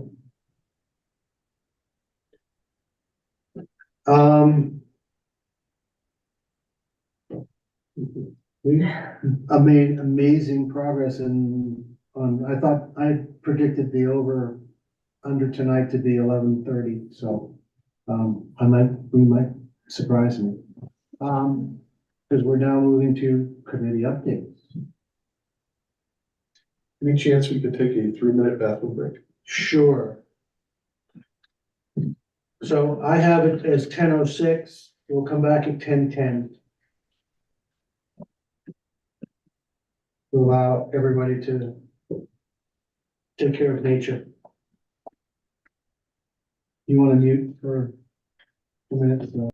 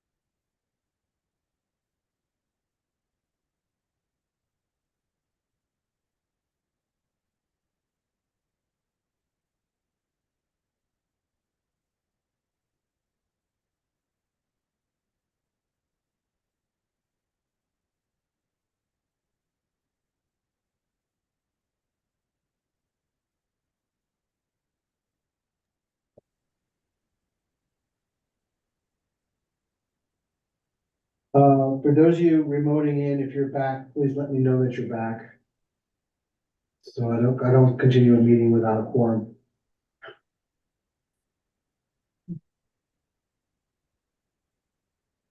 There's Chris, she's back.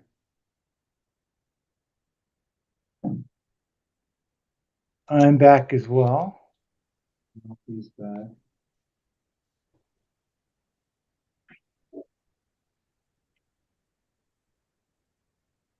Carol and Paul.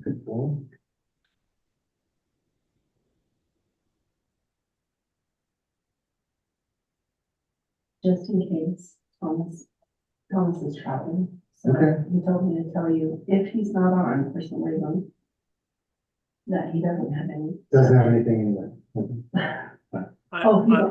I'm here, Mr. Mayor, but we don't have any DRC updates. There have been no new applications, just continuing of what's going on right now. Okay. Paul, are you back? Yeah. Carol, are you back?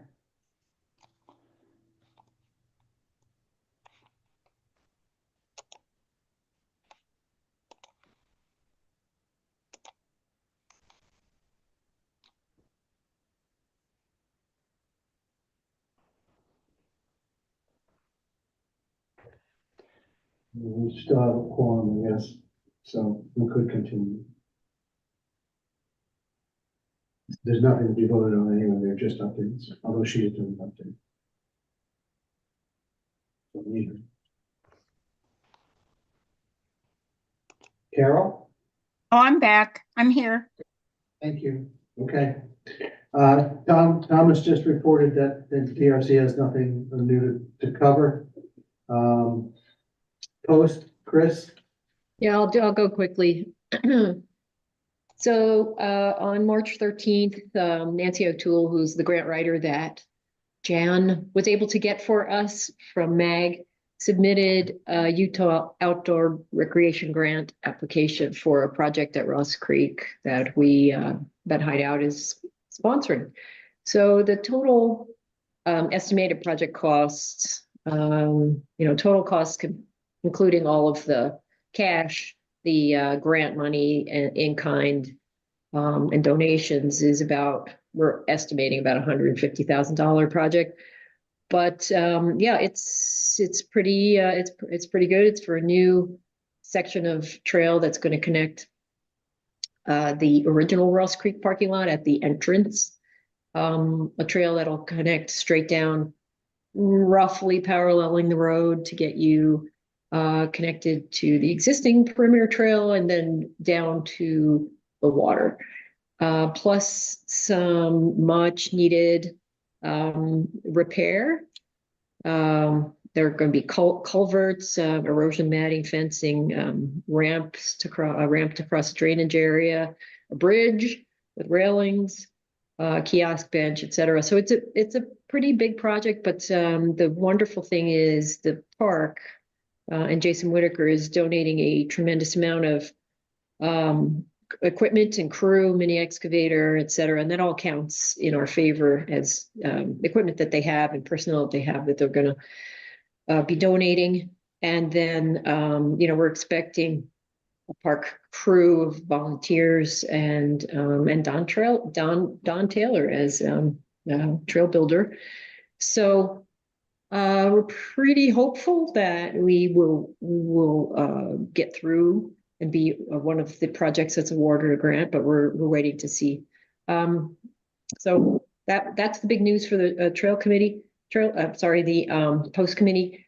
We do have a meeting scheduled for next Tuesday, and I think the next thing we want to tackle is claim and start trying to get some traction on trail network design at claim.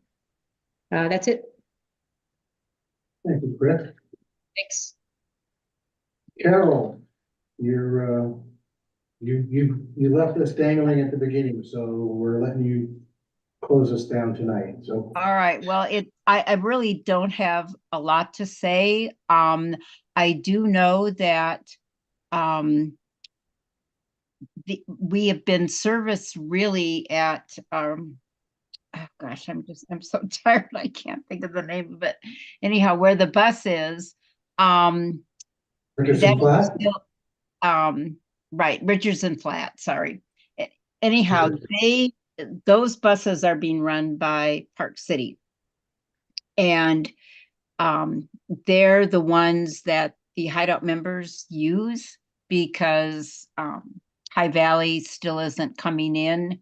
Jan had contacted me for in terms of the budget, if we wanted to try to budget something for Hideout. But the big issue, and we've talked about it before, is there's no parking for cars right now in Hideout for a bus to pick people up. So we're still using Richardson Flat, and Park City is saying that even though it was very successful, it was very expensive for Park City to run those buses. And so they are still going to be talking about whether or not they're going to run them over the summer, and also what's going to happen next winter. So, we're kind of just hanging there, trying to figure out whether or not Richardson Flat is going to still continue to work for us. So I'm willing to take any suggestions from the council. I will contact Carolyn Rodriguez again. She hasn't been very easy to work with. Her big concern right now, of course, is their new building, which seems to be going up pretty well. So I could use some direction, I guess, from the rest of the council. What do you want me to do? Just wait and see what happens for next year? Is there anything proactively, Carol, that we could do? Because I think we got some good value. I know Suzanne's used it for a number of, and I've used it as well. So I don't know if I'm guessing other folks on the council. Oh, there's lots of people in town that have used So what can we do to incent them to, continue to work with us, so to speak? Do you have any thoughts on, does anybody have any thoughts? I don't know. But you're talking about Park City, right? Yeah. Right. So I think we have to wait and see. I know they're working with the resorts. I think they feel like the resort should put more money into it because it really benefits the resorts. So, I keep looking at the paper, and I keep listening to KPCW because it does come up periodically. It comes up when town council makes their reports. So that's pretty much where I'm getting my information from. So maybe the best thing we can do right now is just kind of wait and hope that they'll continue to send buses to Richardson Flat. And then we can just go there and use them. So I know Carolyn Rodriguez wanted money from us, before, if she's ever going to send anything into Hideout, she wanted money. So like what kind of money? Yeah, just a lot. I mean, she was not specific. She just felt like we should pay our way. And the other issue is, the one thing they're really looking at is those individual buses that people could call up and have them come up. That was very expensive. So I know they're looking at, maybe they're going to not do that quite so much. So microtransit is not cheap. Right. So that was within the town of Park City. So that may be coming to a stop, but that wouldn't affect us anyhow because we couldn't use that.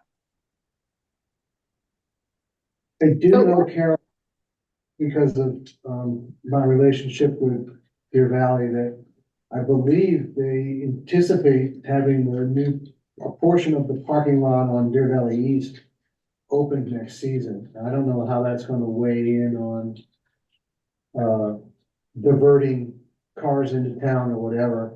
That might be something you might explore if you happen to be talking to anyone about it. Do they know anything more about the impact or their hope for that parking lot at Deer Valley East? Well, if they actually start work and they get the approval from the town to start, taking the parking lot and putting it underground, then they're going to have to move some of those cars. And right now, Lower Main Street, you can't navigate Lower Main Street. So they've opened up China Bridge for free parking for people. But as it gets busier, I don't know if that overflow is going to go out to Deer Valley or what. So supposedly the Lower Main Street will not be completed until July 1st. That's their plan, which could greatly impact the 4th of July parade if they don't get it finished. So there's a lot of things that are going on. They're just, they're under. I forgot about that. Yeah, they're tearing up Main Street for quite a while, if I remember. Right, yeah, it's for 3 months. Yeah, but also 3 months or 3 years or something. So, well, yeah, in different phases. That's correct. Yeah, exactly, yeah. So it's gonna be interesting. Yeah, it's a work in progress, and I keep listening and, making notes as to what's going on. So should we have our own design plan going forward? I mean, I know we're dependent upon other entities here, public and private, but I mean, the town's growing. We have, I'd say, huge number of folks who come in the winter who are not, full timers here that could take advantage of, the ability to use either public or some kind of semi-public transportation. Be interesting to get feedback from the town as well on both permanent residents and part-time, because the town swells during the winter. And yeah, everybody would say yes, Ralph. I'm sure. Yeah. That's What the does easy it mean? part. Yeah. But I do know, and this may be something for Jan. MIDA is working with the developments around the Jordanelle as far as trying to make it so that they can ride a van type service right up to the new Deer Valley East or Mayflower, whatever you want to call it.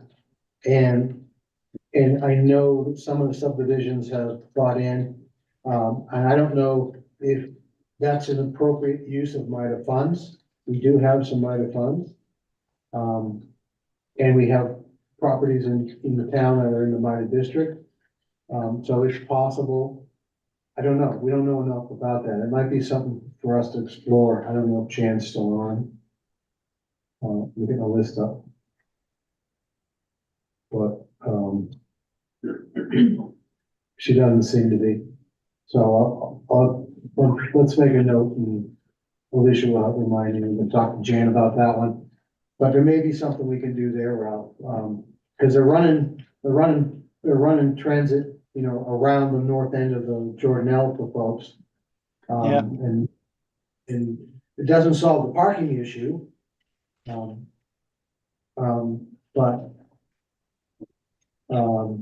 And you can't really use the state park. I guess if you have a pass, you could use the state park for it. It wouldn't make a difference maybe, but and we just use the top lot. I don't know. You can always ask. Yeah. Especially during the winter, because they don't get a lot of use down there. Exactly. Yeah. Maybe we could work out some kind of arrangement. Yeah, we plowed it or something. I mean, should we talk to MIDA? Should we talk to Deer Valley? Anyway, food for thought as to how we'd have. MIDA's the one dealing with the transportation, not Deer Valley. Around the north side of the Jordanelle. So I think we have to talk to MIDA first, Ralph. Because Deer Valley's not offering transportation. MIDA is working with the communities around the Jordanelle. I don't know how they're funding it. That's what we need to find out. Hey, we should definitely get in on that, and we're part of the project area. At least find out what they're doing and see if we get the option. Are you talking about using the Ross Creek parking? Or are you talking about using the parking that is at the main part of the park? I'm not talking about using parking at all. I'm just talking about understanding what MIDA is doing for the transportation. And can we hook into it? And then once we understand whether or not we have access to it or how, then we can figure out where people would have to put their cars or how we'd have to manage it from a town perspective, but I don't even know what they're doing from a minor perspective, so I think we need to chase that first.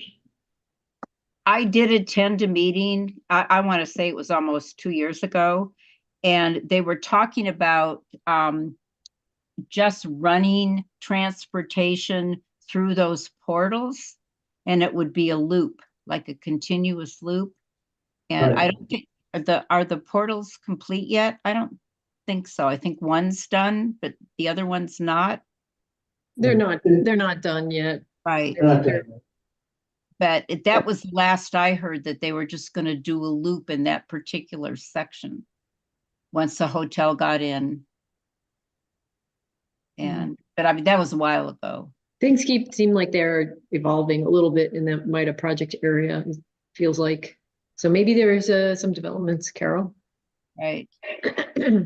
Okay. So Jan is the primary link to the MIDA team on our side, so we'll get her to investigate that element. I'll have her, I'll talk to her about that. Well, can Carol and Jan work together? Because Carol is our Yeah. committee. Oh, yeah. person. Right. I just Yeah. want to let Jan know that I'm comfortable with her asking those questions. You're giving her one more thing to do. That's good. Yeah. That's good. Because she needs No, that. because she needs one more thing to do. And we need to stay in this meeting one more minute, but Carol, I have one question for you. The 102 bus for High Valley Transit, that's the one I think goes from Camas, Francis, through, stops at Deer Mountain Affordable Community, which is part of Hideout, goes on to Black Rock, and then goes into Park City. Do we have, do you know, or could you find out if they have any like ridership statistics, especially out of Deer Mountain Affordable Community, if they keep track of anything like that? So, or if nothing else, just some kind of our understanding of how successful or used or useful that route is, especially for the Hideout residents that would be hopping on it. Would you be able to like get that information? Right. Not really sure how, maybe from Carolyn, but you know, and if they're going to run microtransit, but it sounds like it's too expensive, but if we're ever going to have microtransit, it feels like that's a really good place to try it. There probably are a bunch of people there who would appreciate using microtransit, especially free microtransit from that location, just because it's, you know, if you don't have a car or if you're a one-car family, you're kind of stuck there if the car's not there. So that's something I'd be interested in knowing more about. I don't know. We're not very well dialed in to, you know, the residents that live there. And I often wonder, are we even helping them in the right ways? I don't know. Well, Chris, I mean, we used to have a representative from them that would meet with us at some frequency, and I don't know, that kind of, as they've had turnover in their leadership, it's kind of fell by the wayside. I don't know why we wouldn't try and resurrect some quarterly chat with Deer Mountain Affordable. I would agree. It'd be great to stay in touch. I mean, I know that, you know, maybe the folks that live there don't, you know, aren't permanent enough to get involved, you know, with Hideout. That seems to me probably likely, but, or maybe, you know, they're just too busy to do something like community service with us, but it would be good to just make sure that we know what's happening over there and we're doing our best to, you know, do the right thing is, you know, for that part of our community as well. So anyway, that's it. I can tell you, Chris, there's like four people there that are on the voter roll. Actually, it's less than that. As of the last list I got, there were 0. Seriously? Seriously, I was stunned. That is stunning. Maybe it is more transient and than I even think. But okay. It used to be more voters over there back in the day. Phil, remember campaigning over there. Yep. All right. Okay. All you, Chris, for the, Carol, for the update. Appreciate it. Right, And well, thank you all. I'll keep trying to find out, get more information, but I think it's just a work in progress. They're trying to figure out what they're gonna Yeah, do. well, the whole world's changing, and I'm sure they're gonna do things for the Olympics that won't be sustainable for the long term either, but be interesting how it goes. All right, if we, to my 10:30. knowledge, we don't have anything for executive. Is that correct, Polly? That is correct. Okay, thank you. In which case, I would like to suggest that we make a motion to adjourn. So moved. Second. That was John. Second by Chris. Okay. Carol, you ready to call it a night? Oh, boy, am I ever.